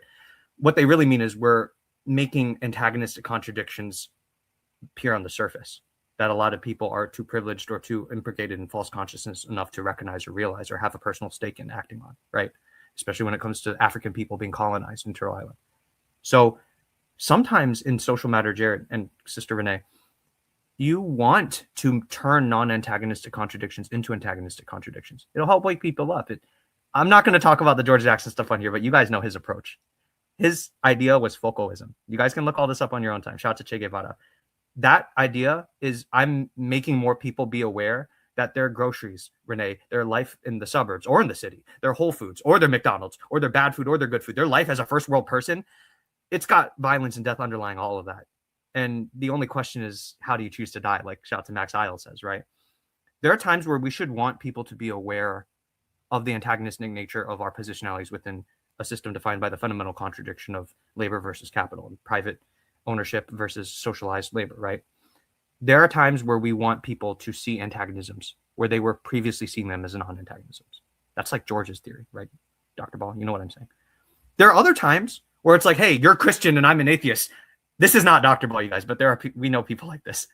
It's going to be a problem. You're a socialist. I'm a socialist. We love Marx, but you're a Christian. I'm an atheist. I'm not going to work with you because you're different and you're not going to bow down to me and I'm not going to bow down to you. There are times where it's best to treat things as non-antagonistic contradictions, not as antagonistic ones, as some people do, right? So what I guess I'm just trying to say off that, you all, and Dr. Ball specifically with your Dragon quote, the boundary between these two things, like a lot of categories in dialectical materialism, like primary and secondary contradictions, or something common that turns into something unique or the other way around, these are relative and fluid with each other, Dr. Ball. Like what's antagonistic and what's non-antagonistic. Some are really clear to see, and if you're a Marxist, you know to name it, right? Like me being all nerdy at the first part of Renee's question. But others, Dr. Ball, it's a fluid process. And sometimes it's the job of people who are responsible revolutionaries to make antagonisms where people don't see any. I mean, I guess to reveal them, right? Or to shore them up is a better way of putting it. To shore up that which has been submerged. And other times with our friends and comrades, with Christians and atheists and Muslims, right? And animists, things can be different, but they don't have to be antagonisms. So we can turn antagonists, contradictions, or someone recognizing or behaving as though a contradiction is antagonistic into a non-antagonistic one. So too with the other way around. But I just want to show you guys they're kind of relative as well. But yeah, if that makes sense. Yeah, let's continue, please. Dr. Ball, if you could go to the next slide. This is where we left off, you guys. One last point, and this actually gets into our Mao Zedong thought. This is the Chinese contradiction method analysis I was sharing with you guys last time when we ended. It's basically saying in our Chinese Marxist-Leninist tradition, this comes from Mao Zedong thought, there are two methods you want to do when approaching any problem, Renee. When you're approaching problems with comrades, when you're approaching problems with time and scheduling, when you're approaching problems with running a channel, right? Or feeding your kid, or being a good teacher and a good Pan-Africanist, right? You have to break any situation up into different parts. And every single part of a situation or a system, see it as a unity of opposing forces. Break a system up into contradictions, right? Break a system up into all different sides of it and just know that each side is a unity of opposing forces. And be able to see which contradiction among contradictions is the primary contradiction and which opposing forces in a unity of opposing forces is the primary aspect. Now, all that really means, I said this last time to you guys, so I'm just doing a brief recap before I get into my talk on primary and secondary, is that you need to see a thing from all sides, and you need to break up any side of anything as though it were a unity of opposing forces. On the one hand, I'm a human, so I want to live and metabolize molecules to keep my body stable, right? On the other hand, there are forces of entropy working to constantly undermine my body and cause it to disintegrate, right? On the one hand, I have enough time with Renee and Jared to talk to materialist dialectics with you guys. On the other hand, we are all limited by certain time schedule constraints that cause us to be needed elsewhere, right? So every side of a situation is a contradiction, a unity of opposing forces. Analyze each one, right? See a thing from as many internal and external contradictions as possible, and sides and relationships as possible, right? That's what Diamat tells us, you guys. That's Mao's 2-point theory. Mao's emphasis theory says that when you break a thing up into contradictions, or when you break a contradiction up into two opposing sides for analysis, for study, right? So you can dissect it in order to learn how to change it. You have to understand which contradiction is the one that's deciding the identity of the whole system and is driving the motion and change currently of the whole system. That in Marxist-Leninism is what we call the primary contradiction. That's what anti-imperialists would say when they say that imperialism, U.S. imperialism, I say U.S. settler colonial white supremacist imperialism is the primary contradiction. It means the contradiction that's currently driving the identity of the system in Vietnamese materialist dialectics. It doesn't mean most important. It doesn't mean solve me first. It doesn't mean solve me second. It doesn't mean any of those things, you guys, as I'll show you in a little bit with my little example that I forgot to give last time. That'll really concretize this, Renee, for your ability to be able to articulate this to normal people, right? Primary contradiction oftentimes can mean the most important part of a problem, or if you solve this, it'll change every other part of the problem. That's what Mao said a lot. Mao Zedong said a lot in his writings. But in the strict Vietnamese materialist dialectical definition of the word, you guys, a primary contradiction is just one contradiction in a system of many. Everything is one that is currently deciding or determining the identity of the system right now and is currently driving the motion of that system. I think my primary contradiction right now as a human that needs to eat is not my need to eat. I already ate a little bit before getting with Renee and Jared. I think my primary contradiction is, on the one hand, I want to share with you guys materialist dialectics. On the other hand, Jared and Renee only have a limited time. That's the contradiction deciding my situation right now. I have other contradictions defining my situation, like the fact that a human needs to walk and I'm sitting right now. And if you sit forever, you're going to atrophy and die, right? I don't need to solve that right now. I have the contradiction of a human needs to drink water on the one hand, because on the other hand, you're constantly expending and losing H2O molecules that your body requires as a cellular and a chemical solvent, right? To allow its processes to proceed in an optimal way. I don't need to solve that contradiction right now. It's not currently defining my situation. So what is the primary and the secondary contradictions, African comrades? It's fluid and it's relative and it can change. That's what our Vietnamese brothers and sisters say. As well as when you break a system up into contradictions, and you are able to identify at this current stage in the system's development, this can be subject to change. You identify which one's the primary contradiction and which ones are not the secondary contradictions. You also need to do this with every contradiction you're analyzing. When you break up a thing, find its primary contradiction. When you find a primary contradiction, or you see any secondary contradictions in your analysis, break a contradiction up into two opposing forces.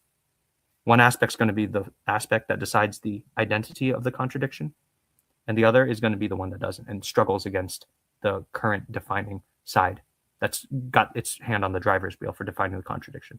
One side of the contradiction is deciding the identity of the unity of opposing forces. The other struggles against to overtake and take the place of the identity of the side that's currently deciding the unity of opposing forces. Yes. So let me ask you this. So you gave the example of you want to teach dialectics, but we have a limited amount of time. So would the time issue be the primary contradiction? Yeah, that's a great example. You anticipate me, comrade. I was just going to give my example. I didn't give last time. It's about being lost in the woods. I'll take both in stride. I'll do yours first. From a viewpoint, right, you guys, because everything in the universe is its own subject. So materialist dialectics, because it applies to every single subject in the universe, thought and nature and society. The viewpoint is very relative and is fluid. So it all depends on your viewpoint, how you use these terms. But from a certain viewpoint, Renee, yeah, you and me and Jared are currently having a relationship with each other right now, mediated by a screen and by internet and Jared's StreamYard and his relationship to the subscription service he pays. But we're having a relationship with each other that's bounded in time and space. It exists across space, and it can only exist for, as a process, probably about 2 hours in time, right? What defines the relationship me and Renee and Jared are having? You know, our relationship has talking, it has joking, it has references to Black capitalism, and it has moments of seriousness where we're talking about contradictions and revolution, right? Those are all phenomena.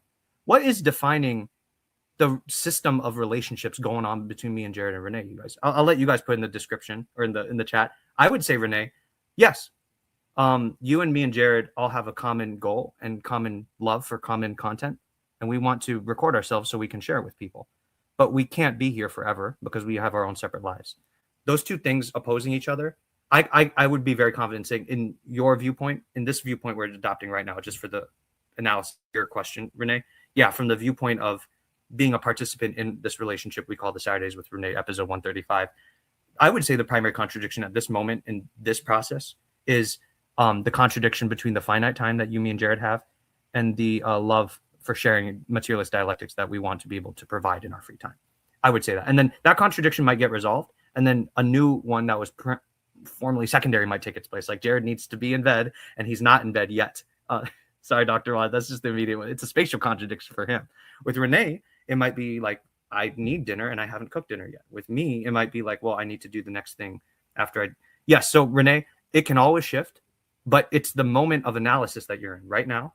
Which one is the one in the driver's seat to find the identity of the whole situation? And it's probably going to be the place where motion and development of a situation comes from. That's why we identify the primary contradiction, you guys. Whether or not my thirst changes or Jared's need to be in bed right now, like in this moment changes, that's not really going to change the situation. Our situation's identity is coming from the time versus our love for materialist dialectics, right? Other things might exist or define something, but it's not going to determine the whole identity of something. And then Renee, just basically getting to what I deprived your audience of last time because of my own poor planning. This is a classic example. I hope this unlocks a lot of shit in you guys' brain because it did for me. This is from Luna and EJ's book. We don't even need to talk about imperialism and capitalism, even though imperialism is the primary contradiction. We don't need to talk about labor. Dr. Ball, we don't even need to talk about HBCUs. Imagine you and your friends are lost in the woods somewhere, right? I think this is in one of Luna's streams. It's not in the book. Imagine you and your friends are lost in the woods somewhere. You're in a situation where you'd like to not be in the woods because you don't know your surroundings, but physically you're spatially in that situation. Your current spatial situation is contradicting your want to be in a place where you're safe and where you know your surroundings and the territory in your immediate vicinity, right? But you might also be hungry. You might literally have like rumbling tummies and be low on metabolic quantities of fuel, you and your friends, right? In this certain viewpoint, Sister Renee, in this particular viewpoint, if you and your homies are lost in the woods and everyone's got an empty stomach, the contradiction defining your whole situation, I would say, is on the one hand, you want to not be lost in the woods. You'd rather be home or camping. And on the other hand, you found yourself lost in a place where you don't have any cartographic sense of where you are. That's defining your situation. Is it the most important? No, I didn't say that. Is it the one you need to solve first? No, I didn't say that. In this situation, that's the contradiction defining your whole situation. Okay. I might happen to be someone that if I don't get food in the next like 30 seconds, I might die. You and your friends might starve and not even be able to find your way out of the woods and solve that primary contradiction.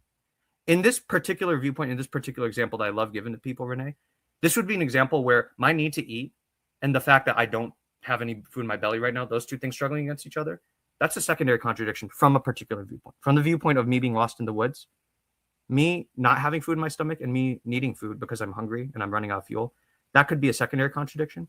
In this particular viewpoint, Renee, this would be an example of I better solve that secondary contradiction first, Dr. Ball.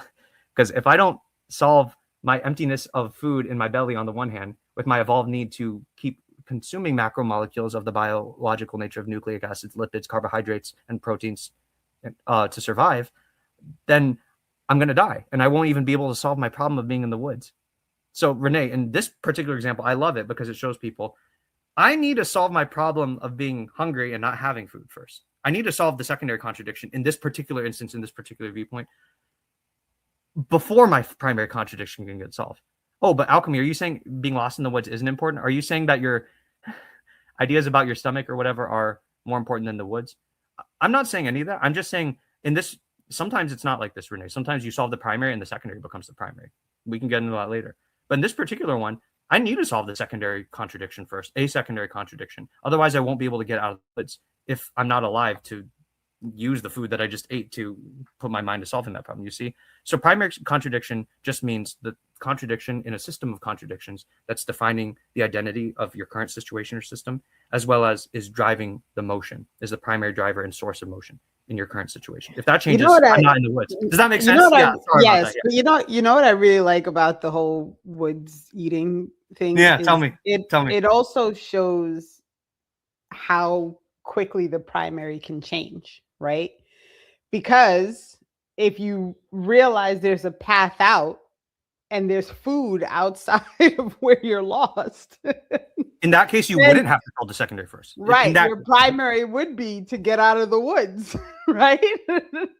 So there's some like, and this could be the thing also that drives people crazy about having these conversations about dialectics. But what I appreciate is it forces you to look at the current situation that you are living through and determining what thing is the thing that needs to be identified as the primary. And as you said, not to say this is the thing we're going to focus on first, but in the sense of trying to understand what your larger, what is the thing that is causing the most contradiction in your life, like that in this particular moment, right? Like That's what I meant earlier, by the way.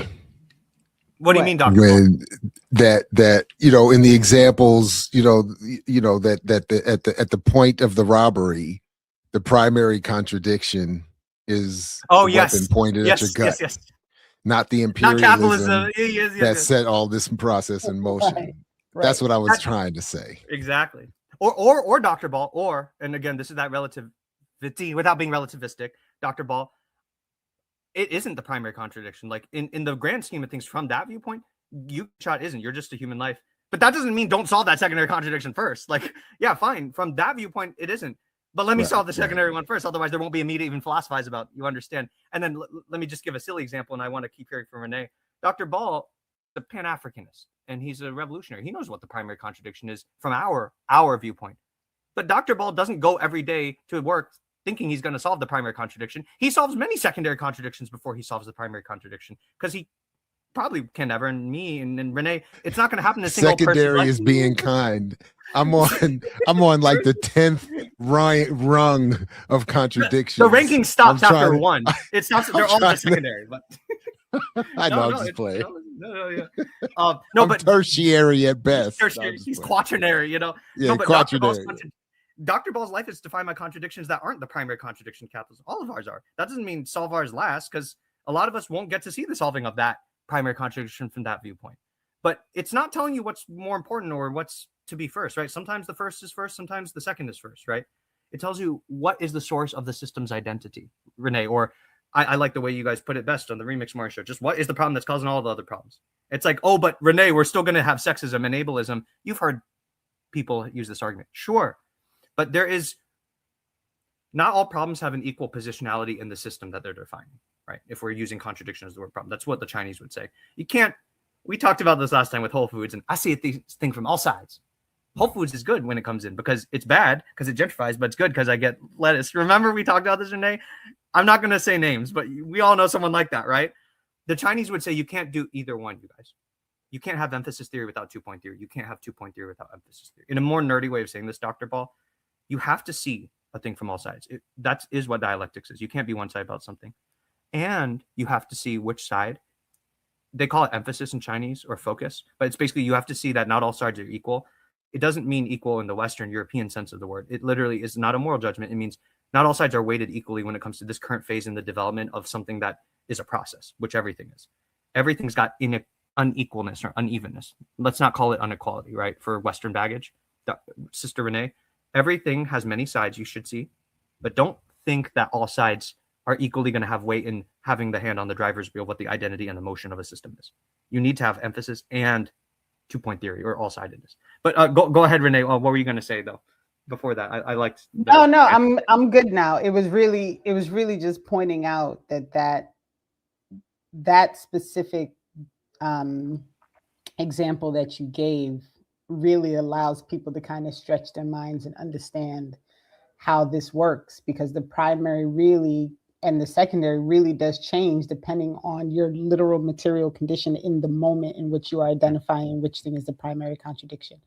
And so I think, I think sometimes we get, as organizers, as people in organizations, as whatever thing people want to identify themselves as, I think often we get very bogged down with the grander conversation and the overall looking at the major things, right?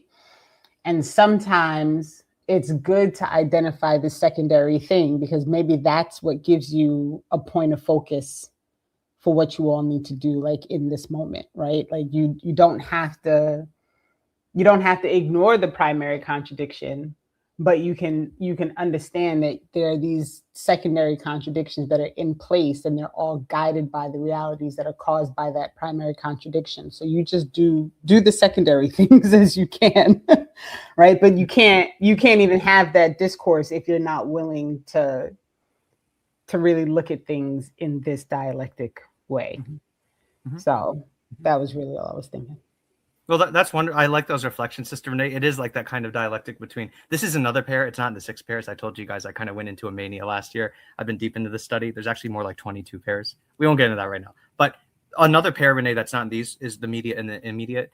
And this is a classic example, right? You're trying to show people the underlying mediated structures that govern our lives. But people are single parents and their bellies are empty, right? And they have 3 jobs.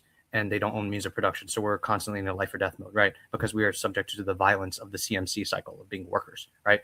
So I would say, Renee, that, well, one, we don't have to call these things these words either, because I understand sometimes the politics and literally the practice, right, of waking people up. I don't know what's best to do. You guys do. You guys are much more experienced than me. So I'm not going to tell you guys how to talk to African people or colonized people. That's not my job. I'm just here to show you guys the templates and the theory and the mental heuristics that can help you transform matter. When you're talking to everyday people, you don't have to use the words the way we're using them, right? And I'm only saying that, Renee, because I've gone through quite a spiral of my own in life, getting to where I am now. I was taught up by like white socialists at first, or, you know, some good white anarchists. But essentially, Renee, I know the fuckery and the messiness of the left in what we call Occupy Turtle Island. And I know it's necessary to contend with that. You know, shout out to Sudeep, shout out to all the beautiful brothers, sisters, and non-binary siblings that are making these currently existing formations more radical. I'm not going to endorse that. I'm not going to shit on that. And I'm also not going to say that's the only answer. But what I will say is that when we're getting political, you guys, rather than theoretical, this is what we're doing right now. We're talking communist theory. Isn't that awesome? We're learning about the fuck as a change. But when you go out, Renee, and you're talking to working class Africans, Dr. Ball, when you're in admittedly like a petty bourgeois strata of like what could be the proto-black excellence crowd, or it could be the next, class suicide inducing revolutionaries like Amilcar Cabral said, a lot of our Panthers were, you could turn your students into petty bourgeois class traders, right? Or not, right? When we're in our lives, you guys, I'm not going to tell you guys what's best to do when it comes to talking to people about the immediate, the things that we're embedded in, and the immediate, the surface level ways that life manifests for us, right? And that capitalism embeds, but also influences, but it's not the same thing as, right? A working class single mother with 3 jobs, that is real to her just as much as capitalism is. It's your job as a revolutionary to make that bridge for her, right? Or for our people. Our people know what they want. They also don't exactly have the theory. We have to serve the masses. There has to be a dialectic between the masses, from the masses to the masses. I'm not going to get into Mao Zedong thought with you guys. Renee, that was just some nerdy Marxism. But for your point, comrade, I'm not telling you guys to use these when you're talking to your people and politicizing your people. I'm not going to tell you guys to use, you can use primary and secondary. You can use it in different ways than me. That's even fine. I'm just giving you guys the theory to help guide your practice and your action and your thinking and your analysis too, right? But Renee, just to your point, why I'm kind of going off on this, let me be very, very clear about what I'm trying to say. People get in their feelings because not everyone has the same language for theory. So sometimes when some very advanced parts of the left, African or otherwise, I've seen here in Turtle Island in my very limited time and space coordinates I've observed in this time on Earth, right? In my process called Alchemy. Renee, sometimes people are right, but maybe they're being tone deaf with how they're talking to people, because you shouldn't be using the form that you were taught theory, and you should be adapting it to have a new form with the same content. So maybe let's call it the key problem or the center problem. I don't know. I've seen this done across time and space in many different ways. The Cubanos, the Chinese, right? Dr. Ball, our revolutionary ancestors. But Renee, what I am saying is that I think these are really useful for us who think and who practice in the vein of revolution to help us formulate our plans and our tactics and our strategies. I'm not saying you have to just wholesale take this up and spit this back out to our people and teach them about capitalism with these words. I'm not saying that. I think the spirit of this is more important, which is normal people have the everyday, ordinary, intermediate level, and there's that deeper level that's hurting them.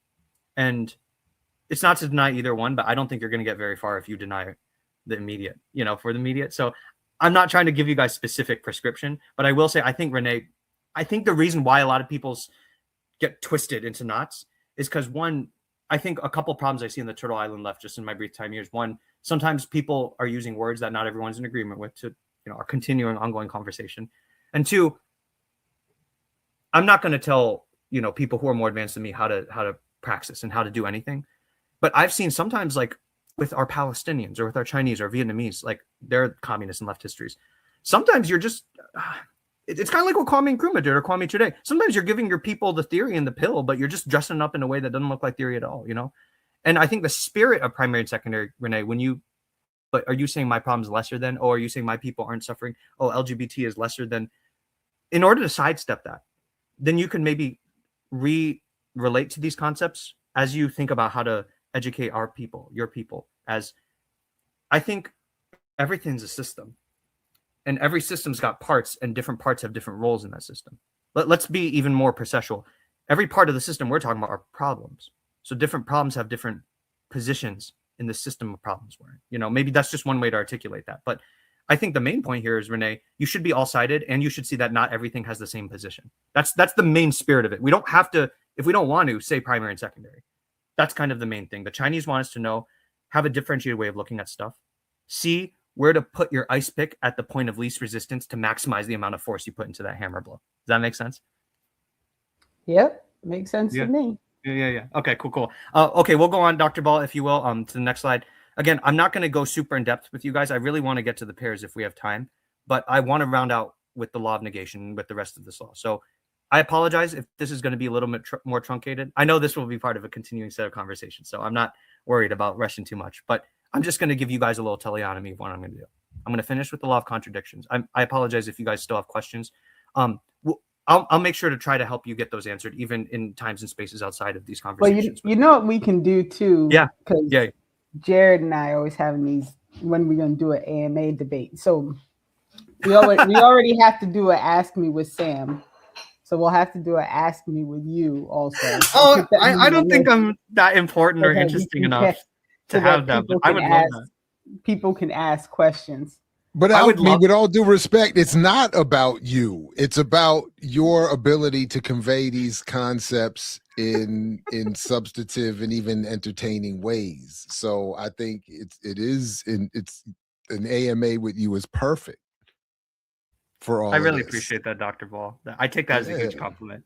I mean, I don't want to ask that for myself, but basically, Renee, I'm like 2,000% in. Please just don't make it a long time before I wait to do that. But yes. But let's continue onward, knowing that. But no, comrades, chat, Renee, I love all of you. Thank you so much for being here and being here to nerd out with me about these very important concepts. But basically, we're gonna finish on the law of contradiction. I'm gonna give you guys a little bit of contradiction resolution methods, not all 19. We're gonna get into the law of negation. I'd love to equip you guys with that, and then we're gonna get into the rest of the 3 of the 6 laws, if we have time, inshallah, as our Habibis say. But Dr. Ball, we're on the law of contradictions. You guys, I'm just gonna read you. And again, I've supplied Renee and Jared with certain things that I want you guys to have at the end of the show that they're going to share that can really help maybe fill out a lot of what I failed to plug the gaps of in this current session. But this is from the Vietnamese textbook.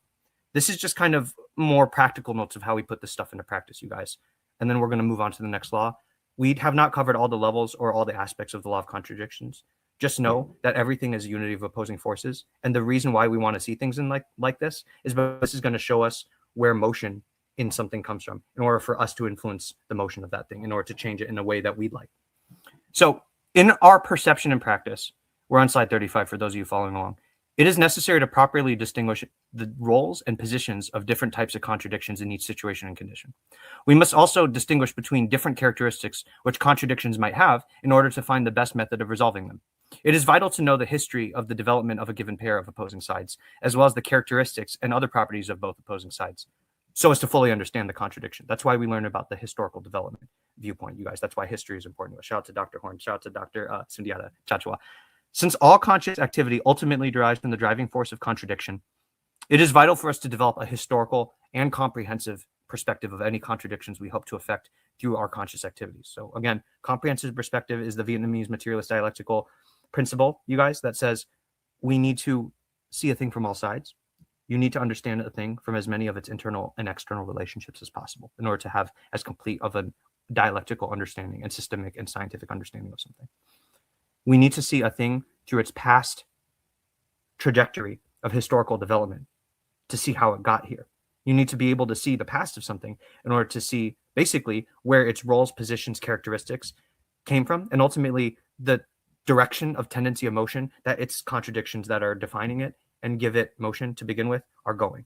And before I move on to the resolution method, you guys, I wanted to do a little bit of an exercise with you guys that I felt was lacking my first two. So we were already organically doing it anyway, Dr. Ball and Renee, but here's what I'm going to do. Just minor participation with you all. Renee, Dr. Ball, what I'm going to do is I'm going to have you guys give me a situation or thing. It can be an event or a process, but as long as it's in human nature, human thought, or human society, it can be anything, African related to the very general. Just both of you, one by one, I want you guys to just give me a subject. And then I'm going to just into practice, breaking the thing up and showing the primary, secondary. And then I'm going to have you guys do the same back to me. So if you guys are down, Renee, if you'd like to go first, sisters first, give me anything or phenomenon in human society, nature, or thought. Literally, back up. I'm like, Universal philosophy, you know what I'm saying? Sleep. Okay. Dr. Ball, your turn.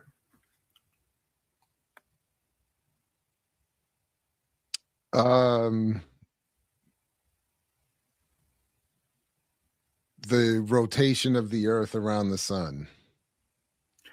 Atheist debate channels. Why did I know you're going to that? Because I've been, yeah. No, you set me up, Dr. Ball, for the hoop shot like that. You made it too easy for me. But let's go with those, Dr. Ball and Renee. So sleep and the Earth's rotation around the sun. So again, you guys, materialist dialectics doesn't give you new information. They're just like the trunk dividers in the back of your car. They're heuristics for your mind to organize already pre-existing information coming in. So, Alchemy said something that doesn't line up with my universal understanding of sleep. I'm not trying to do that. I'm not trying to give you guys answers here. I'm just a simple like customer service guy. I don't know nothing about nothing. But I do want to show you the correct way to use, just for this instance, Mao's 2-point theory and Mao's emphasis theory. I want to show you guys an example of breaking a thing up into contradictions and identifying the primary contradiction, primary aspect. I'm not trying to tell you guys this is the only way to do it. This is just a way to do it, right? So, Renee, you talked about sleep. I'm not going to get too deep. I'm not going to be too vague. Sleep is a process that humans necessarily go through due to metabolic pathways we've evolved of basically to stay safe in groups and to be able to recharge metabolic resources, as well as to, you could even get into the psychosomatic level, basically to consolidate memory that we've collected throughout the day, and trauma, right? And emotions, right? It's how we process metabolism and emotions and the load that your body and your brain go through as a result of being alive as a biosocial creature, right? That's basically what sleep is. Let's call it that. And it happens every night, right? I think there's lots of aspects of sleep. Wouldn't you guys agree? You don't have to be a dialectician to say that. There's aspects of sleep that involve laying down. There's aspects of sleep that involve maybe respirating in a way that's blocked. So like snoring or not snoring, just breathing silently. The sleep process that Renee gave to me, you can see that as a process that occurs throughout generally to 12-hour period throughout the night, when the moon is shining and the sun is on the other side of the earth relative to where you are on our sphere, right, of its gravitationally bound axis. And that period of sleep might be punctuated by getting up to go relieve yourself of metabolic functions, bio breaks, as our wonderful Dr. Wallace says. You might also sleep with covers on. You might also sleep in ways that reflect you having different thermal experiences than the day. So you might be someone that likes to be basically in the nude because sleeping is too hot for you. Or you might be someone that needs to cover up with 5 layers because sleeping is too cold for you. These are all just aspects of sleep in general, right, you guys? Each of those aspects are a contradiction. You could see them as a unity of opposing forces. On the one hand, my body needs to do this every 12 hours. But on the other hand, I can't sleep all day. It's not just deleterious to my role as a worker under capitalism to reproduce myself and receive a wage. It's bad for your health to sleep all the time. It causes certain problems and contradictions in your metabolism, again, and in some of your muscles atrophying, right? And in the posture that your body has to assume physically as it relates to the bed that it can't be in all the time, right? So on the one hand, I need to sleep. On the other hand, I can't sleep all the time. On the one hand, my sleep period might be longer than what my body particularly can go through without having to have a bio break. So, you could also see... Shout out to BioBreaks. I'm just kidding, Dr. Ball. You could see sleep also being defined by a contradiction of needing to go to the bathroom, despite needing to have a relatively long, uninterrupted period of recycling your body's metabolic, psychosomatic, affective resources and infrastructure, right, Renee? On the one hand, I need to sleep. And on the other hand, the thing I sleep on is really hot, so I got to take off all my clothes. Or the thing I sleep on is really cold, and I got to wrap 5 layers, right? All those aspects of sleep, you guys, can be understood as a dialectical contradiction of opposing forces. Which one is the one deciding sleep in a given night for a person? I would probably say it's, on the one hand, I'm a living being that metabolizes and processes biomolecules from the outside world to constantly reconstruct my body to survive. And on the other hand, I can only do that if I rupture or break up those quantitative ranges through quality shifts that we call going to sleep and waking up, right? So I would say the primary contradiction, Renee, is the fact that I'm a living being on the one hand, and on the other hand, that forces me to have to stop, literally, in some kinds of ways, because REM sleep isn't shutting down. Shut down, right, psychosomatically, and store my body somewhere motionless for 8 to 12 hours. I mean, most of us don't get that amount because of hashtag Turtle Island struggle, right? So Renee, the primary aspect of that contradiction, I would say, is the one deciding the identity of that primary contradiction. The whole system you call sleep, Renee, I think the unity of opposing forces that's defining it is, if you agree with me, and you don't have to, in this viewpoint, it's the struggle between a biological organism's need to metabolize and be awake and its need to recharge and not be awake, right? Which one of those sides, Renee, is the one deciding the whole thing? I would say, well, no, let me give it to you. Well, I mean, You tell me. Which side is deciding the nature? I think I agree with you. I think it's the fact that it's a biological, like you have to sleep. Like no, but let's go one deeper, sister. So thank you for agreeing. But that contradiction, on the one hand, I'm alive. On the other hand, I do need to sleep sometimes. Now we're zooming into just that contradiction. Forget all the other ones. We're just talking about sleep's main contradiction, right? That one. Which one of those aspects is the primary aspect and secondary aspect, do you think, of that contradiction that defines it? Between being alive and having to sleep? Yeah. Being alive. Why is that? Why is because the sleeping is a part of maintaining you being alive. If you don't sleep, eventually it's going to cause you actual biological problems. And not alive things don't sleep. I mean, now we're getting woo-woo, but you know what the fuck I'm saying. You don't have to be dialectical materialist. One of those things is like deeper than the other. The other is just a facet of the audience. I wish I could see you guys right now. I hope I'm blowing you guys' minds like Renee's mind. If not, we'll go to Jared's example once he gets back. But do you see, Renee? Do you see what we did there? Do you see how I broke the thing up? No, this was. Do you see how they weren't all equal? Yeah. And why? And then here's the last thing before I get to Dr. Welcome back, Dr. Bull. Why do I do this, Alchemy? Well, sleep has many parts of it, just like everything and everyone does. But they're not all equal.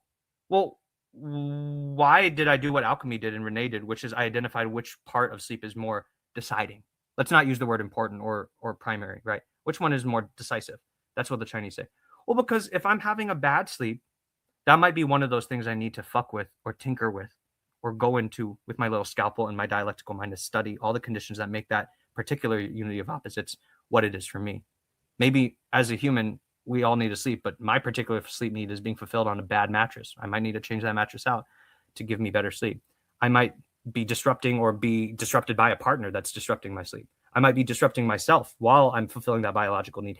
Renee, you can't get rid of the need, but maybe something about how I'm fulfilling that need is hurting my whole sleep system. It's affecting how I go to pee. It's affecting whether or not I wrap up or sleep nude.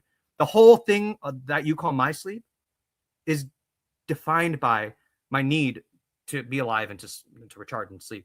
Maybe problems that come with my sleeping might emanate out of that primary aspect or that decisive feature, right? That unity of opposing sides, you guys, that's going to be where the change comes from in my sleep. If my sleep changes into bad sleep, or if my sleep changes into shorter sleep or painful sleep, you don't want to look at all sides of a situation equally. Whether or not I'm having painful sleep, it might have nothing to do with the contradiction of me needing to have a bio break while I sleep through my 12-hour period, right, Renee? Me having the contradiction of, on the one hand, I sleep next to my partner. On the other hand, then she sleeps next to me. So sometimes because we're two separate people, we hit each other. Okay, but that might not be causing the motion of my sleep developing bad patterns or bad boys. It might be more related to me fulfilling my own function of needing sleep. Or it could be those other things.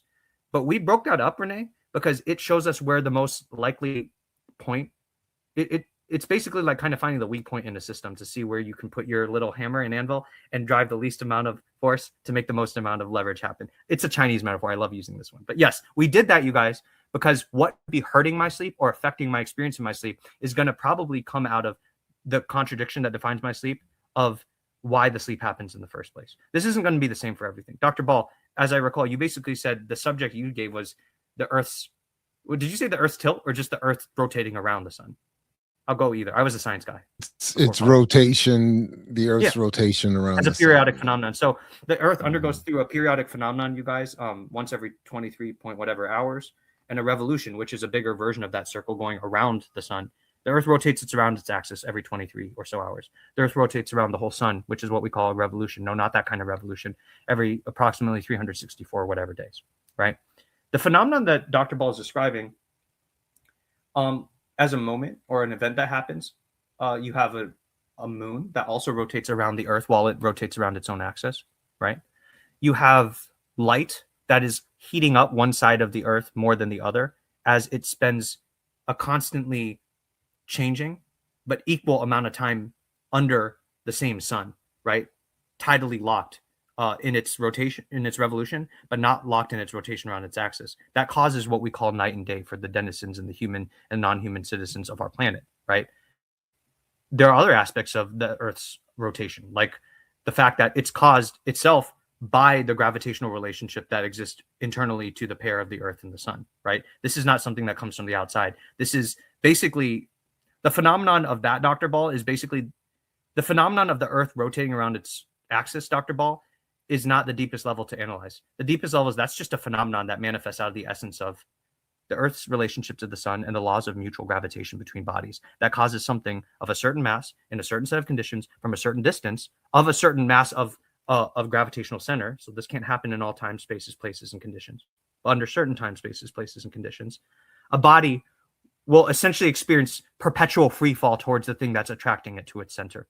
It's always falling towards the sun, but because of the certain dialectical relationship between a straight line and centripetal motion and a line that goes in towards the circular center of a rotational body, which is called centrifugal motion. I said that the other way around, but you guys know what the fuck I meant. Centripetal and centrifugal motion, the dialectic between wanting to veer off into a straight line tangential to the vector of force that is defining a mechanical Newtonian body in motion, and the gravitational body, on the other hand, pulling it towards the center, causing it to fall perpetually, results in something, unless you're like a tidally locked planet of Jupiter, like one of them is Dr. Ball, shout out to our science nerds and atheists.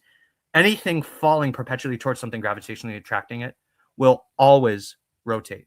The rotation is just a manifestation of the gravitational law acting on a body that makes something be in perpetual free fall around it. That's what astronauts are. That's what our space stations are, that the Soviet Union, shout out to scientific socialism, created first.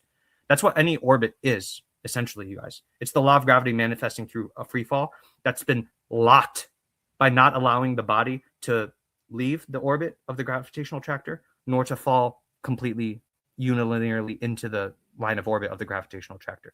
That perpetual balance, pull in and pull out, that's a contradiction too. You guys see how I went there just scientifically? Is what results in the unity of opposites that you and I call a revolution around a gravitational body or a rotation around a thing's axis. God's not making it happen unless you define God as gravity. A big scary monster in the sky isn't. Donald Trump isn't making it happen, nor is the awesome leadership of the Iranian Islamic Republic. No one's making the Earth rotate. The Earth rotating is just a phenomenon that comes out of the essence of its laws of gravity, causing it to free fall towards the sun on the one hand and be a certain distance away from the sun because of its inertia and its rotational momentum on the other hand. What I said just there, Dr. Ball, that probably is the primary contradiction. On the one hand, the sun wants the Earth to be in as close as possible to its orbit. On the other hand, anything that's getting pulled towards something is going to have momentum and inertia that wants to, especially in a circle, make it throw out outside of the orbit, veer off into a tangential line to the circle. The Earth wants to leave the sun and the Earth wants to be pulled towards the sun. Those two forces that oppose each other temporarily, yes, it's a billion years, but it's still temporary, right? You guys, all contradictions are. I didn't say how temporary. Is going to result in what we call the Earth's rotation around its axis. Dr. Ball, I said a lot of stuff that are aspects of rotation, like night and day, right? Like there being a moon, right? Like it doesn't have to be our sun. It can be a black hole or a different star, like a neutron star. But I showed you in our audience the unity of opposites among all those different aspects that can be defined as a contradiction, that gives character to, that gives the primary source of motion to this subject that Dr. Ball identified as a planet, the Earth, rotating along its axis around the sun. That is the contradiction that gives the whole system its identity. And Dr. Ball, I'll do the same thing I did with Renee when you left. I told you that we need to break a thing up into sides and identify which side is the side deciding the identity of the whole thing. I'm going to do the opposite now. Dr. Ball, on the one hand, the Earth wants to go into the sun because of its gravitational relationship to it. On the other hand, being pulled around something makes you want to fly away from something, right? That's centrifugal force. Those two things are basically the essence of, or the primary contradiction of the phenomenon you gave me, right? What do you think is the primary aspect and the secondary aspect of that primary contradiction? The thing deciding the contradiction's nature.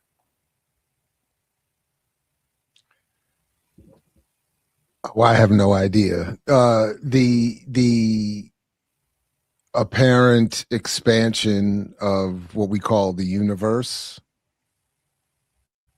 Well, within that limited viewpoint, Dr. Ball, I really like where your mind is going. You are right, but abstract out all of that. Just literally micro the sun and the earth. And the earth wants to move away from the sun, but it's also getting pulled towards it. That was the contradiction that defined. Oh, I see. In our limited scope, your phenomenon, your subject. You tell me which side you think is the thing deciding the nature of the contradiction and which one's not. Well, it would be the sun would be the primary, right? Because it's because the earth couldn't even fly out without something to attract it in the first place. correct, and it wouldn't it wouldn't be shaped or have evolved in the way it did without its relationship to the sun. No sun, no me wanting to kind of also go away from the sun, even though I want to go towards it.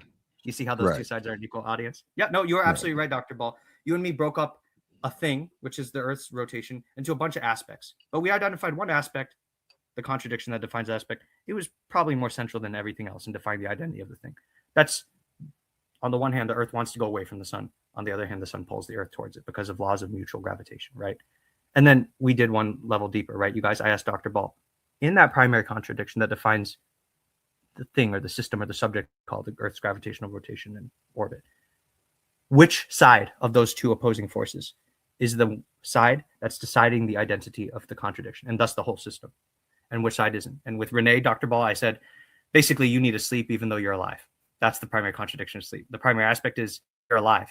No, if you're not even alive to begin with, you're not going to have a need to sleep. Do you see how those two sides aren't equal, Dr. Ball? If the Earth wouldn't even need to leave the sun if there just wasn't even a sun on to begin with. One side is deciding the identity of the whole situation. Now, I'm aware of our time. In the little bit of time we have left, I'd just like to finish off with, you guys, I said there are many different ways to resolve contradictions. I'll allow our whole conversation with Renee with antagonistic and non-antagonistic. Thank you very much, by the way, Dr. Von, Renee, for participating in that exercise. I'll give you 4. There are 19 different ways to resolve contradictions. Our Chinese teach us this. We can revisit this someday soon. I hope you guys are as hungry for this knowledge as I am. But to give you guys a little teaser, 4 main ways you'll see in most materialist dialectic literature throughout time, from the Soviet to our Asian, East Asian sphere and Southeast Asian sphere, is one side dominates over the other side. This can happen outside, Renee, of social matters. But when it comes to social matters, that's our whole conversation about antagonistic and non-antagonistic contradictions. That's a way that this can manifest. It doesn't always. Right? Especially with China, the People's Republic of China way of solving things diplomatically between countries, right? I can win, you can win. Yeah, not how America treats things. One side dominating over the other, both sides perishing, 2 sides merging into a new thing, into a new third thing. Very interesting. Or both sides entering into coordinated motion. We don't have enough time to get into all these right now, but just so you guys know, there's not one hard and fast universal way that contradictions are resolved. Just know that every contradiction is temporary, so it will get resolved eventually. Generally speaking, all contradictions do, but each contradiction is particular. So they're going to need their own study of their history, of how they develop to the space and time and place, and with the positionality and characteristics that they have. You're going to need to see a contradiction in interaction with the external contradictions around it, because a contradiction is always dependent on external conditions in order for the two unified opposing forces to contain an identity together. As well as, this is a little bit of a teaser for you guys for the future to understand, let's not be rigid in our thinking when it comes to applying what we know to solve contradictions in our own life. There's not just one way to solve things. It doesn't always have to look like me winning and you losing. It won't always look like both of us winning either, a la George Jackson. We just need to understand from our Vietnamese and our Chinese brothers and sisters that there's a diversity of contradictions. So there will inevitably be a diversity of resolution methods. To the next slide, Dr. Ball. These are basically just the 19 for you guys. You guys can look at this in your own time. Next slide is after that. Sorry, you guys. I guess I was looking at my slide, but we weren't on it here. On to the next slide, Dr. Ball. All right, so time pending.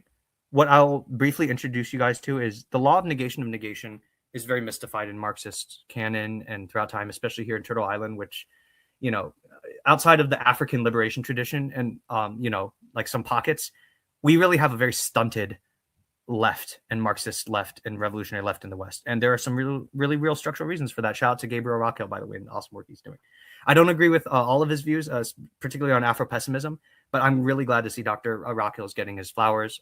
The work he's doing is incredible empirical work to basically show us, you guys, that everything in America and the West is right-wing. Even our fucking Marxists. That's all you guys need to know at that point. And the law of negation and negation has suffered a lot from that, right? A lot of Trotskyists out there. I won't get into this with you guys. But the essence of the law of negation and negation, we can end here, is whenever something old dies or stops developing or ends itself as a lifetime, right? This can apply to states. It can apply to aspects. I don't mean states like socialist states, Dr. Ball or audience. I mean, it can apply to literally aspects of something, a phase something is in, the whole existence of something like a human, or just like a phase you go through as a person, like I'm happy, then I'm angry, or I was a liberal, now I'm a communist. As old things terminate and end, they give rise to new things. That's essentially what this law is working off of. And what this law tells us is that when an old thing dies or perishes or goes away and has a new thing growing out of it, that on the outside looks like an old thing giving rise to a new thing. On the inside, what that looks like, Renee, is, as I told you in the previous law, all things are really two things. All things, even all aspects of things, all parts of the thing, or all a whole thing, like capitalism or a human body or a family. All things, Renee, are two opposing forces struggling against each other temporarily. When a thing dies or goes away or perishes and becomes the basis for something new, right? It can be a person dying and now they're a memory. It can be a family growing in size. It can be, you know, capitalism going through a transition to socialism, eventually through scientific revolution. That's because on the inside of it, its internal unified forces resolved in some way. I told you guys there's 19 different resolution methods, but generally there's 4, right? And a new set of unified opposing forces is generated in its place, but it is always impacted by aspects of or factors of the old. Dr. Ball, to your point with you sitting in on the Luna and EJ workshops, the old's always getting dragged along into the new. I'll be respectful of our time. We can pick this up next time, but all you guys need to understand is that things are always changing. So this is how you leverage change. Yeah. Look, I just wrote that down. All things are two. I'm sorry I took so long, by the way. No, don't. No, this is. We have 2 hours. You're good. But I'm gonna keep this all things are two things. I'm gonna. It sounds so philosophical, like when you say it out loud. But when you understand the work of the contradiction and that 2 things exist in the same space and they're constant, I'm good. Thank you. Thank you both for your time. I'm sorry again, like I didn't make full use of it. Again, it's like getting back in the saddle. Very, very quickly and briefly, I wanted to do this in the beginning, but I wanted to shout out to Sister Terry Frick, Chitty Matcha. I love seeing you on Mac. See, just on a personal note, I told you guys I'm findable on Xiao Hongshu, the Chinese Red Note app. You guys can all still find me on there. I'm just blathering nonsense and doing some materialist dialectic stuff on there, some piano stuff. I want to apologize to Chitmak though. Basically, Sister Terry, you friended me on Xiao Hongshu, and just in case you guys want a little tea on me and see like how goofy I am when in my social interactions, I got a message from Sister Terry saying like, "Hey, I friended you. Let's get a conversation started." And I gave her whole paragraphs. Sister Terry, I'm sorry for that. I didn't realize that that's just Xiao Hongshu doing that automatically whenever you become friends with someone. And I don't know if you guys can even empathize with me, but Xiao Hongshu is translated from Chinese. So it messes with the social part of your brain that can read signals and knows how to interpret things, especially over virtual medium correctly. So Comrade Chitty Matcha, Chitmak, I'm sorry for being weird. I thought you reached out to me, didn't just friend me, but you sent me a message. So I sent you a whole stuff. I didn't realize that was just your Xiao Hongshu account auto sending me that. So my apologies, Sister Terry. I'm a chatterbox, but I'm not like weird or clinging like that. I just apologies. And then 2, and then we love Chitty Matcha. And then 2, Brother Art, you are just a wonderful, wholesome human being, and love spending time and sharing time with. I know it's few and far in between, but with regards to your last appearance on Dr. Ball's birthday stream, we all remember that, right? Comrade Saswad and me and Stephen Pelliser. I want to apologize to you, Brother Art, because in the little behind the scenes studio chat we have that, Dr. Ball, me and Renee, we all have access to, I realized Art, I hope I'm not spilling the tea too much, but you sent a message generically saying basically, "Hey guys, I'm glad to see you all here. here's my contact if anyone wants to like follow up.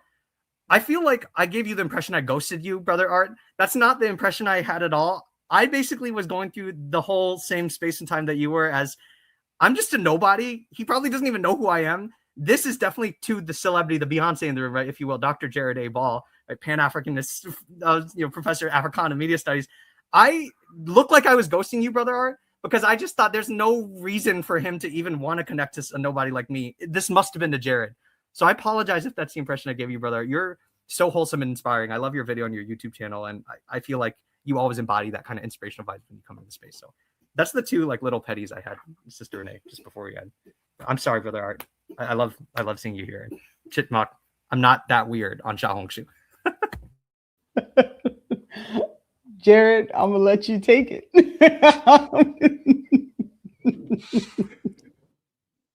Please like, share, subscribe, support Black Liberation Media. Thanks to our guest. Salute to what I am sure is yet again the undefeated chat. Peace only if you're willing to fight for it, as Fred Hampton used to say. We'll catch you next time with more Saturday with Renee. Black Liberation Media is a collective of Black and African organizers, journalists, academics, and media personalities serving Black and African masses seeking to further grow in their understanding of themselves, their histories, and the African world through entertainment and news. Please continue to like, subscribe, and donate to the channel so we can further serve you and liberate our people. You can also go to blkliberationmedia.org, get some merchandise, and also become a Patreon member and a member from the YouTube. Please do what you can, share, and show your love as we will show ours for you. Black Liberation Media.